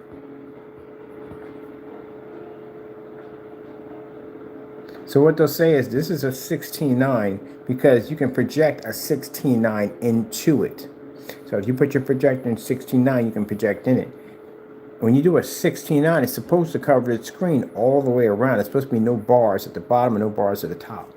Come on, stop it. No, stop it. But this would be fantastic for a retro setup too. Because the Gamer Paint does have that retro stuff. It has a retro setup, so we got the older screens in there, older films in there. I mean, the older games in there, so that would be nice. And we can still do a 16.9 in there too. Okay, they heard me on that one. I'm looking at that one. I'm looking at that one. Yeah, because that would be nice. We're doing a lot of retro games on there too. We can still do a 16.9 in there. But that is a 4.3. That definitely is. Let's see, there's another one right there. That's a 1.1 gain. Ooh, man. That's classy. Classy with the 1.1 gain. Another one you got to watch out for is when they say that the screen is weatherproof. The motorizers are weatherproof. They're not motorized. They have to have a certification to show they're actually weatherproof screens. Go to Elite Screens, look up their weatherproof screens. You'll see the certification saying that the screen is weatherproof.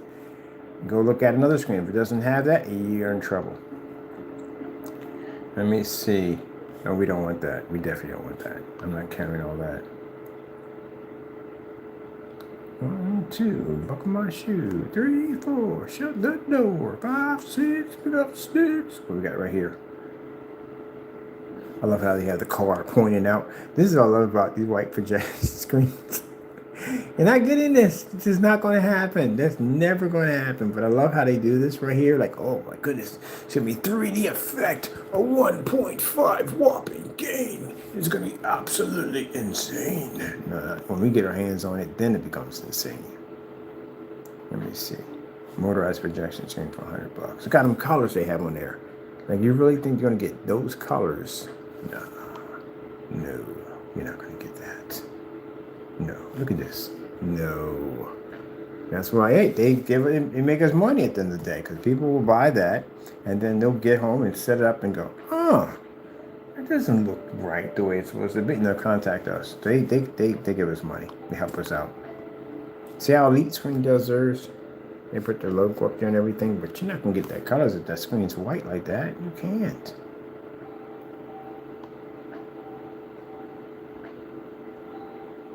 Pull down adjustable. Ooh.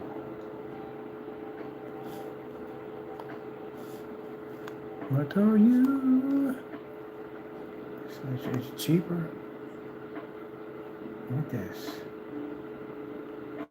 Is it's not the fabric? Is this the actual screen? Like, it's not the fabric, is it? Because I can't stand that fabric. You got to pull up and stretch around the screen. I'm not trying to work with that. Oh, yeah.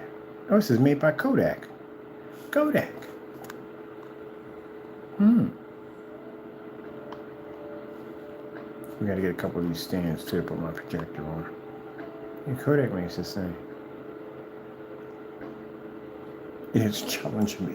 Challenge accepted. Now, remember I told you about the whole, when you look at a screen, it says you're getting 60 inches from a screen, but you're technically not getting 60 inches. You're getting 2 inches. You're going to be removed from that to make up for the border of the screen. There you go. See, it's a 60-inch screen, but technically you're not getting a 60-inch screen because they take away from that. See right here? It says 60 inches right here. See what I mean? The lies they tell you? 60 inches, right? Okay, 60 inches inside. But you have to look where it says viewable. So where it says viewable, viewable tells you actually how big a screen size you're getting. So let me see if we're getting that. That's what you look for. But we got black technology anyway, and the technology in the Apex is really dark. It's a dark black. It's an interesting color to it. We don't need borders. We just get rid of that. We're going to expand our screen size.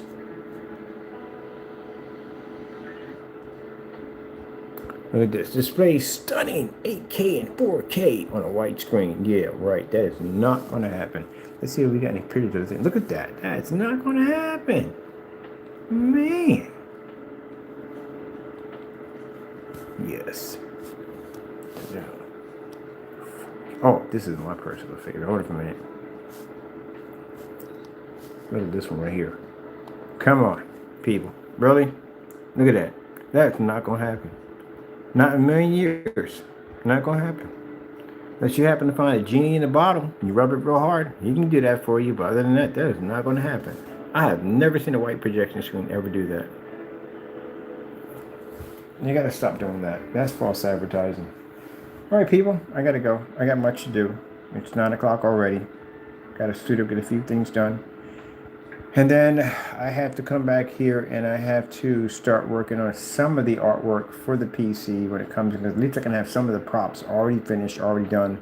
So I can start snapping those in and getting those done. Because I need to get my unit up and going so I can get it ready for the new Apex technology, which we have sitting over in the box over there with the ingredients. But can't make anything until we get that together right there. All together. I gotta figure out what I want to buy too on top of that. All right, thank you for your time. As for my customers who place orders, thank you so much. We appreciate your support. Your orders will be going out. It says Saturday on your slips, but actually we always mark them for a couple of days in advance in case if anything comes up late. So you're taken care of already. You're good to go. We'll have you out way before Saturday. We're just waiting for everything to come to a head because we had the holiday that popped up. So, you know, we have to wait for the holiday to pass so we can get the rest of this work done. And then people are sitting there saying, like, I have people right now talking about, you're working on Labor Day? Yeah, I work on Labor Day. It's not like it's a job I hate. I like my job. I love my job. Oh, I was also told that I was going to lose everything again. I gotta show you this real quick. This is hilarious. You do know, naysayers who follow Satan at the end of the day, you do know that I serve God, right? You can't take nothing from me. You can't take a thing from me. You make your little empty threats all you want. You've been doing that from day one. God knows this. That you're not doing nothing at all. Devil's a joke. Here we go. It's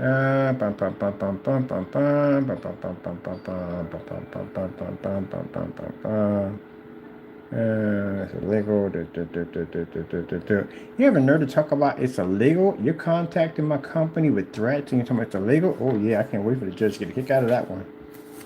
Let me see right here. Oh, this one right here. And the spelling is so bad in here. It's unbelievable. You're going to insult someone. Learn to spell, please. I like to know what a crease. So, I would like to know what a crease indices or crease, bottom line documents right there. We sent it to you already, you dummy. You know what it is. You got the paperwork. You got the paperwork from my attorney telling you what's going to happen. And you're going to figure out exactly what it means when we get to in front of a judge. And again, this we know it's Jamie. See the capitals in the middle of sentences? Yeah. Told you. He would be the only one that would be concerned about that the most. And I'll tell you why, because he got sent a letter. That's why. None of the other ones didn't receive one from us. They're not going to get one. They're going to get sued from the door. But he received one. That's where you know it's him. And then on top of that, the capitals. His signature is capitals and sentences. So we know each one on how they write, on who they are. They try to clean it up by trying to fix it a little bit, but we can still tell who they are. Now see the runoff one, sentence, and then it begins again. There's a, oh my goodness, really, seriously. That's what I'm saying. Did you guys go to school by any chance? Did you learn anything? Oh my goodness. Oh well. Yeah, this is what this document is. That's what you were sent. We know what it is because I sent it to you. If I didn't know what it was, I wouldn't be to send it to you, right? There you go. And you spelt You can't spell. It's not Decease. It's Dessist. See, this is what I mean by, gee whiz, these guys are idiots. It's why I call them the Three Students. Where do you think they got the nickname from? They're idiots. I mean, you can't even spell correctly. He's going to scold me and tell me that I don't know. You need to learn how to spell. Badly. You need to know how to spell. So look at this right here, right? Look how he spelled crease incorrectly. Dude, seriously. It's Cease. You spelt it Crease, and then over here you spelled decrease. Are you kidding me? You gonna come on here and tell me that? Let me put this on here.